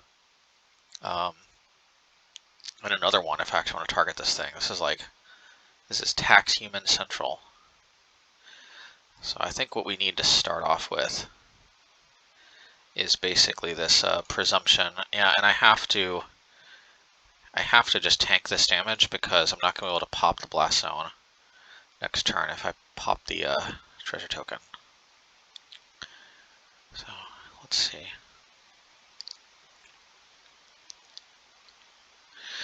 I kind of wonder why they keep feeding humans into blast zone, but it's not for me to judge these things, I think. Alright, let's see. Alrighty.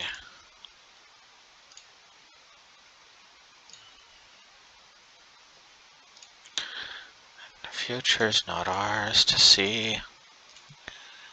Alrighty. Let's go.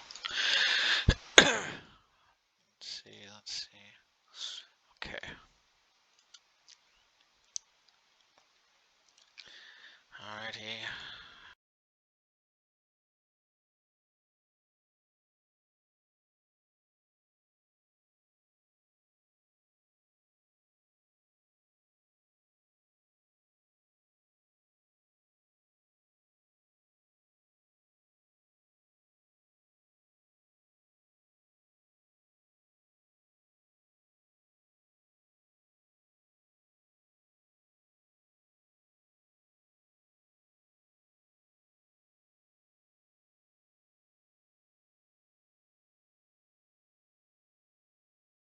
guessing they have Skyclave Apparition. Oh, never mind.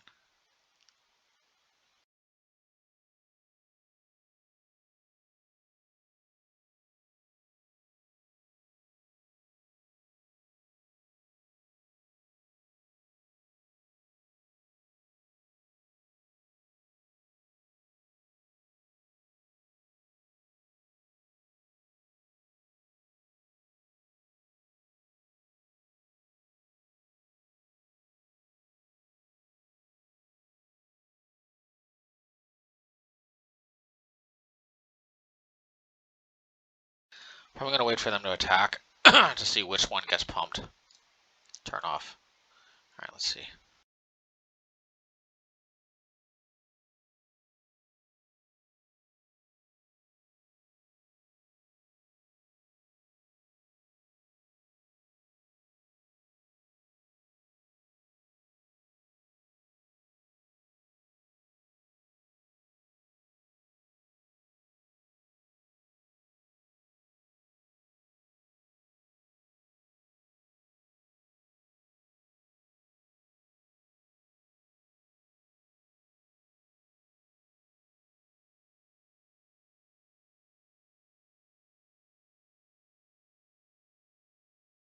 I gotta keep remembering, this card doesn't trigger off its own attack.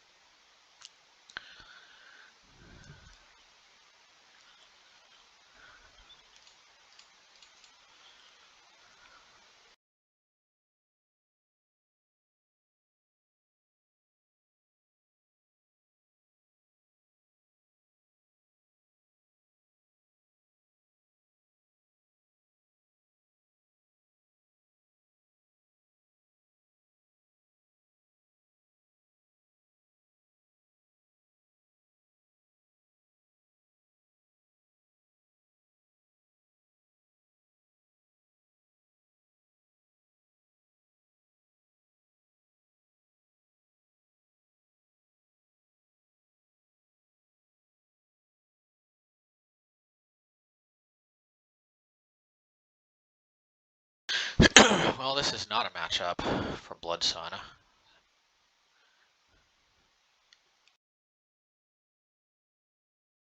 I mean, I think we did okay for basically having 3 complete dead cards in our hand.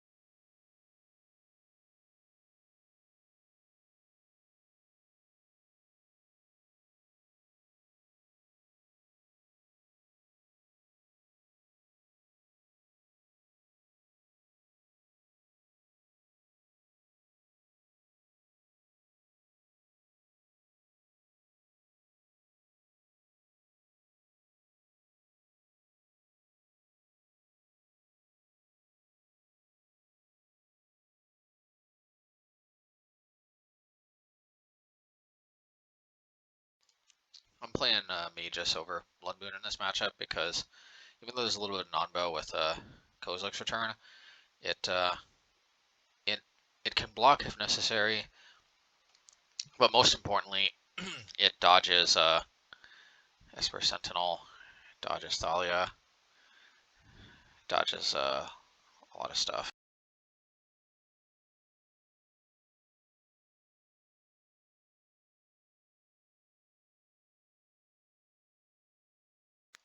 Alrighty.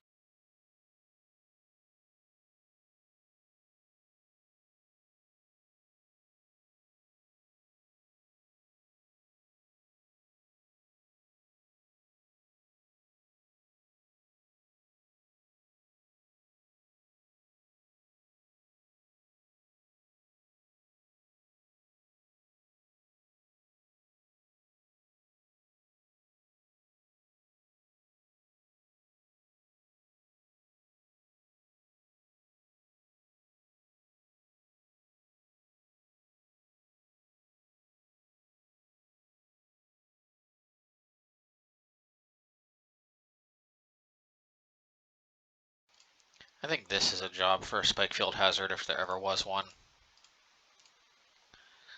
Alrighty.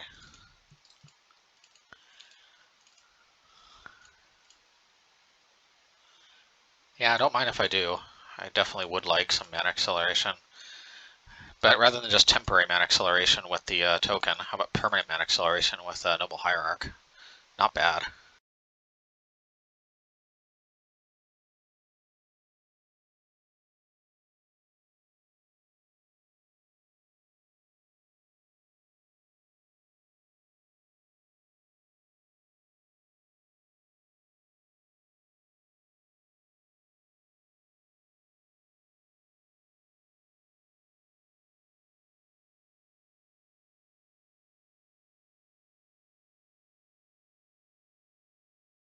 I guess we should rename ourselves Mono Red Humans now, because now we've become the Humans deck.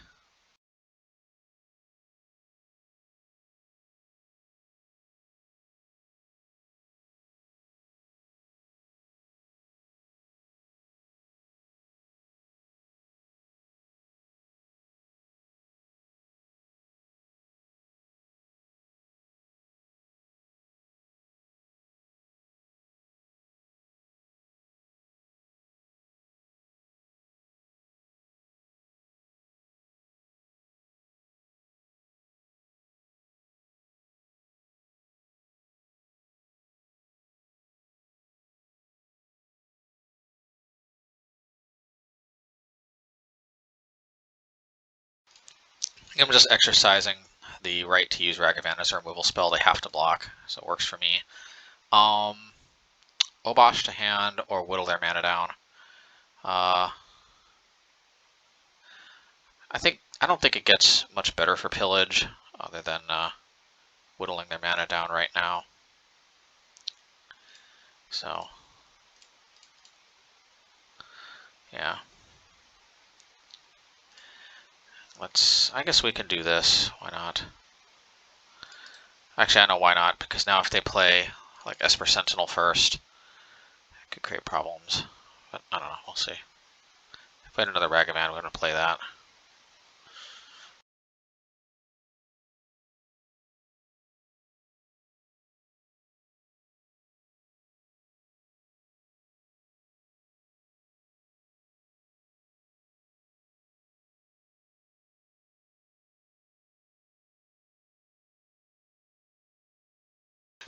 They always have naming Obosh as an option to them.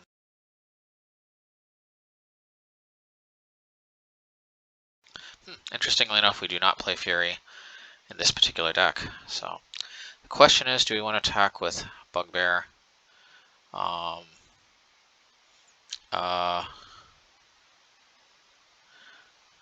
Let's see here. Yeah, I think we'll put Obosh to hand.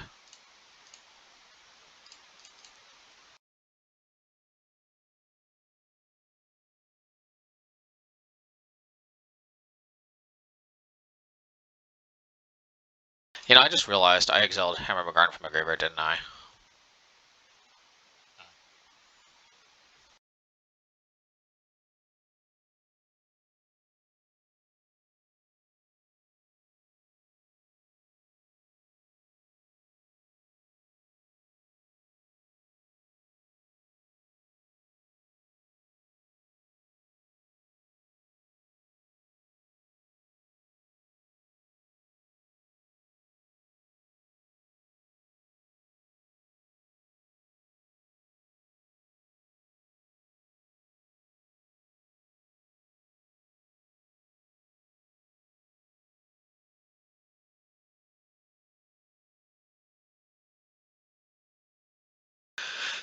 We'll give it first strike. I wonder if they notice this.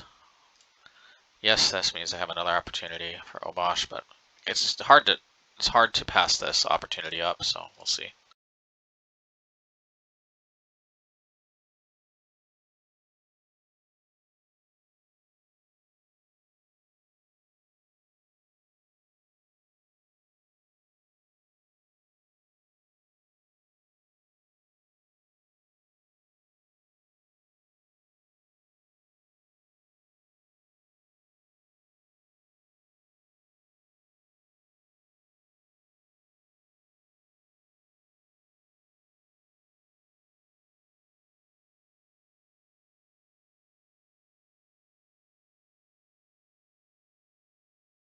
Yeah, I don't even know if they play Aethervile.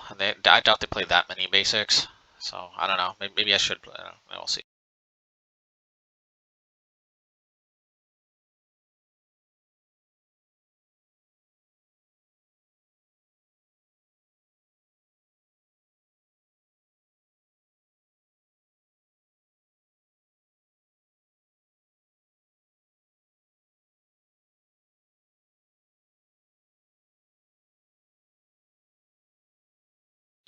Well, this hand at least keeps Champion of the Parish under control.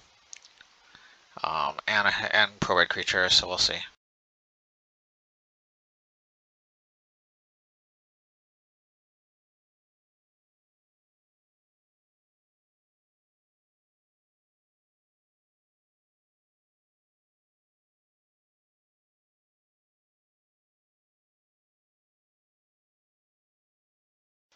And just like that, the hand gets its win con.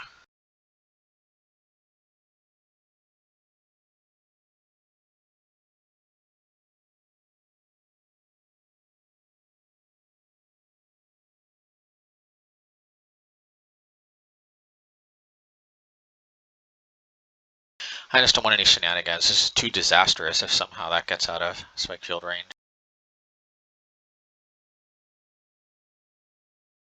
Maybe not too disastrous, actually, because I'm heavily incentivized to use the K returns before the Magus, so I don't know. But probably still worth a strong consideration.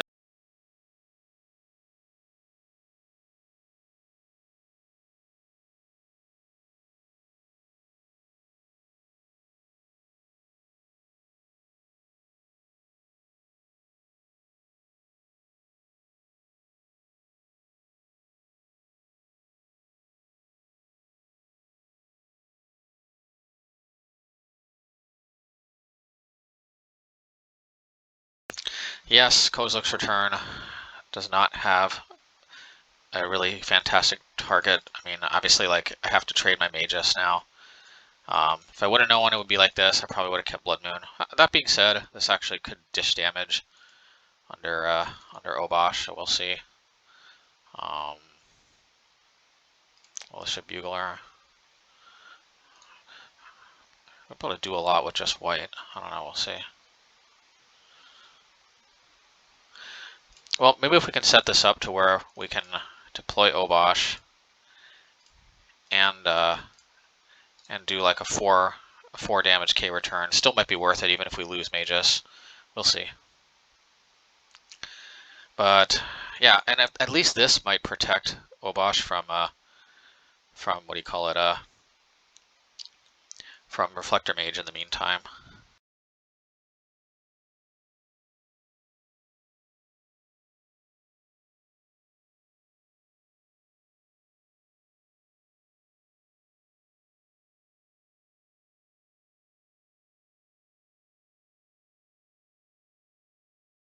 Well, let's see.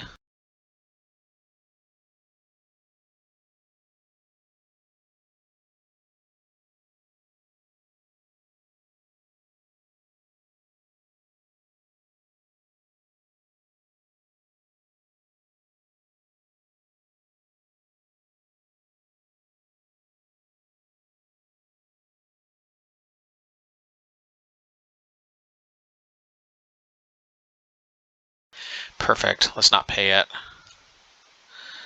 And let's K return and then attack. By playing Blood Moon first, we ensure that even after we kill our Magus, we can get through. So I like.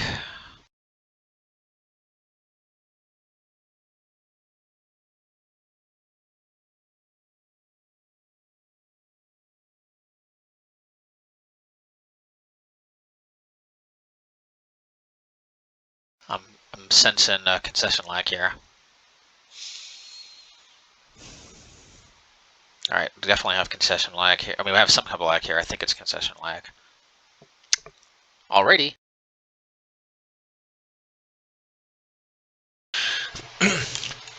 All right, match 5, and well, looks like Spikefield Hazard has confused somebody already into thinking that we are Charbelcher.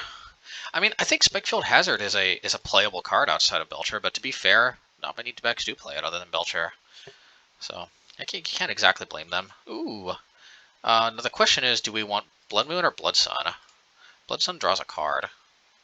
I don't know. I don't know. Let's just Blood Sun for now. I really want to put Blood Sun to use, so let's see.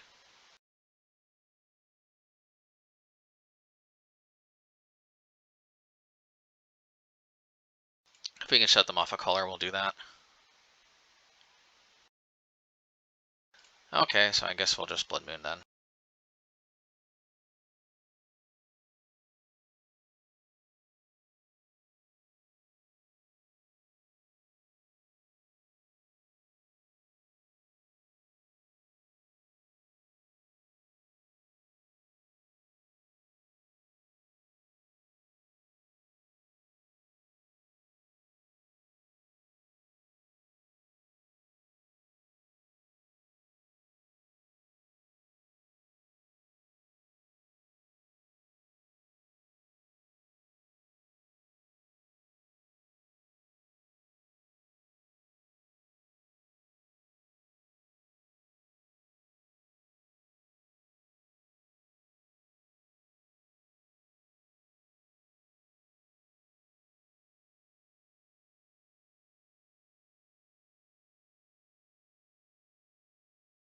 Alright, clearly it would have been better if we played Blood Moon, because we could have just pitched Blood Sun and Spikefield. Although you never know, Spikefield Hazard may end up being important, so maybe we want to keep.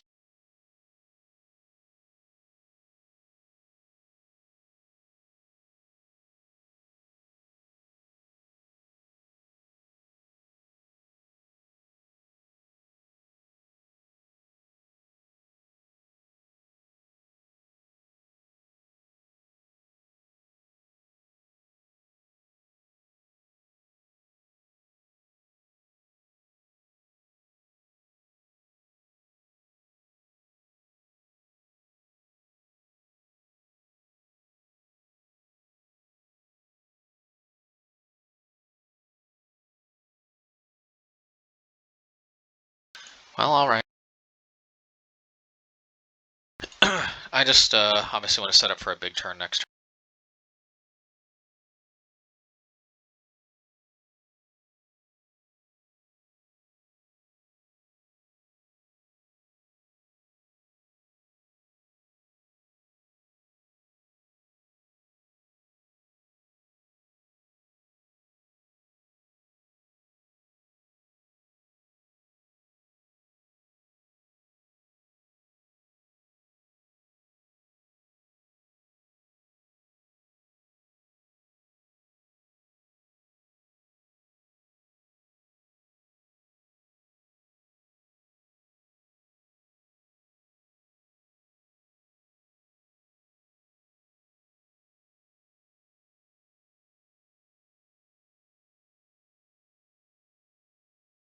Some kind of Azorius affinity deck, well, whatever it seems to be playing artifacts. So, okay, here's the deal. I don't think Blood Sun is. It does draw a card, but maybe Magus is better. Because I don't know how much actual removal they play in blue-white, but they might have some removal. I don't know. Let's see. Relic could be good. I definitely want acceleration. I don't think they're playing Dollhouse Panorama, famous last words, but the problem is the format's so all over the place. I don't know what I'm up against. If I'm playing against Mana Symbol, then I'm definitely going to have Dollhouse Panorama much more on my mind. But like, I mean, that card has weaknesses. I mean, it can also just get hit by Pillage. I mean, we'll just play Pillage and Kozilek's Return for Pro Red.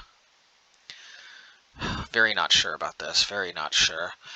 Part of me wonders if maybe I should just take out 2 Blood Moons for 2k returns. I don't know what I'm up against, and yeah, maybe 2k returns. I don't know, because I have a feeling that they got pro-red. Maybe I'm mistaken. One of the downsides to winning really quickly is you get a very limited understanding of the opponent's deck. So that makes us the real loser. No, I'm just kidding.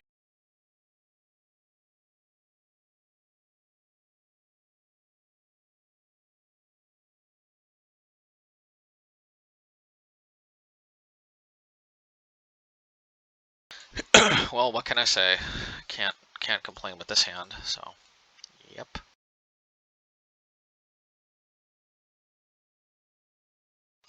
I mean, you know, I don't know. I mean, it goes good mix of stuff. Very obviously, Ragavan is the turn 1 play. So let's see if they can portable hole this. Actually, portable hole is a reason to maybe dash it. But one reason to play it though is if they play Whirza Saga, we just want to have the ability to drop Magus and then just wipe it off right there, or Pillage. But Magus makes more sense because it's a 2-for-1, whereas Pillage is a 1-for-1.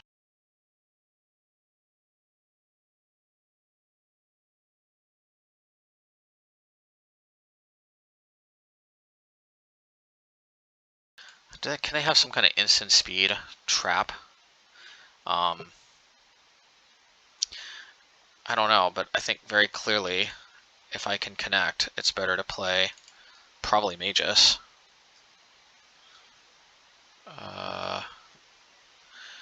Okay, well, at least it's not. Okay. I'll accept that. I'll accept it. I'll accept it.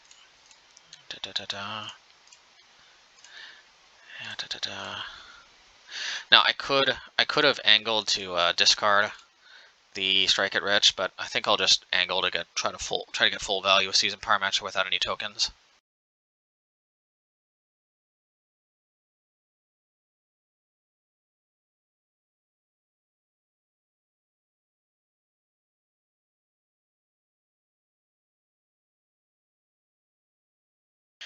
Okay, that puts the fear of dread into me, the fear of Judge Dread. Let's see. I'll attack first. Why not? Let's see. Let's see. Let's see. Let's see. Let's see. Let's see. Let's see. Let's see.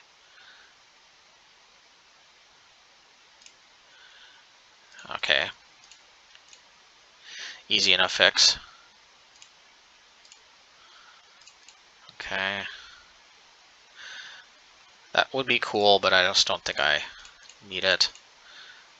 Yeah, I'll take that. And then next turn, maybe we can exact vengeance on the Thopter Foundry itself. We shall see.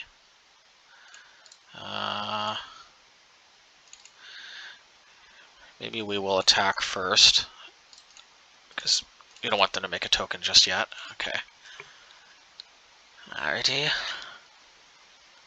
I don't have enough artifacts to justify that, I think. So let's see.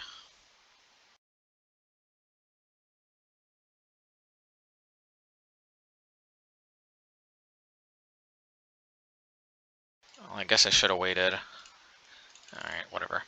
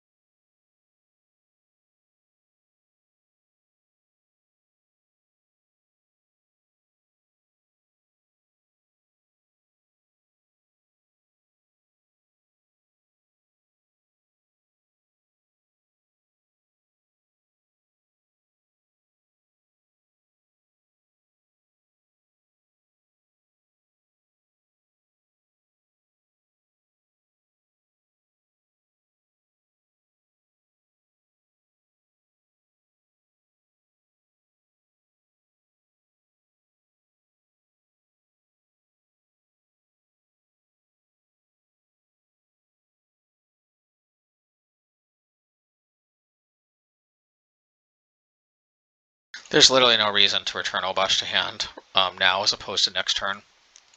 So just give ourselves more options by waiting. Ho ho! Merry Christmas, 4-1. Alright, not bad. Let's see the good old-fashioned victory screen.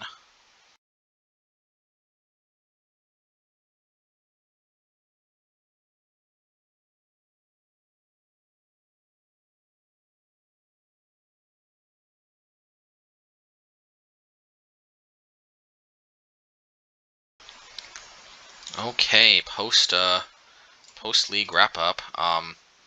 According to my notes here, we went 4-1. Apparently the only loss was that Azorius control match. So that was disappointing.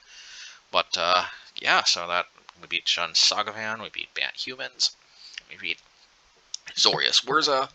So yeah, I mean, all in all, I think we demonstrated that the Obosh Blood Sun idea still has legs to stand on, and I'm not sure if it comes next or not, but look for future leagues, for a future league where we do try out the what's it called, Wild Cantor, and then I think we ultimately settle on Script Prospector, because Script Prospector can sacrifice Den of the Bugbear and its tokens that it makes for mana, which what's it called, can't dead, Wild Cantor, and there aren't too many green cards that we need the green mana for with Ragavan. So alrighty, anyway, if you all like this, like and subscribe. Should be interesting, seeing if we didn't get to get revenge on any Amulet Titan decks, but surely we will sometime, so we shall see. Alright, take care everybody.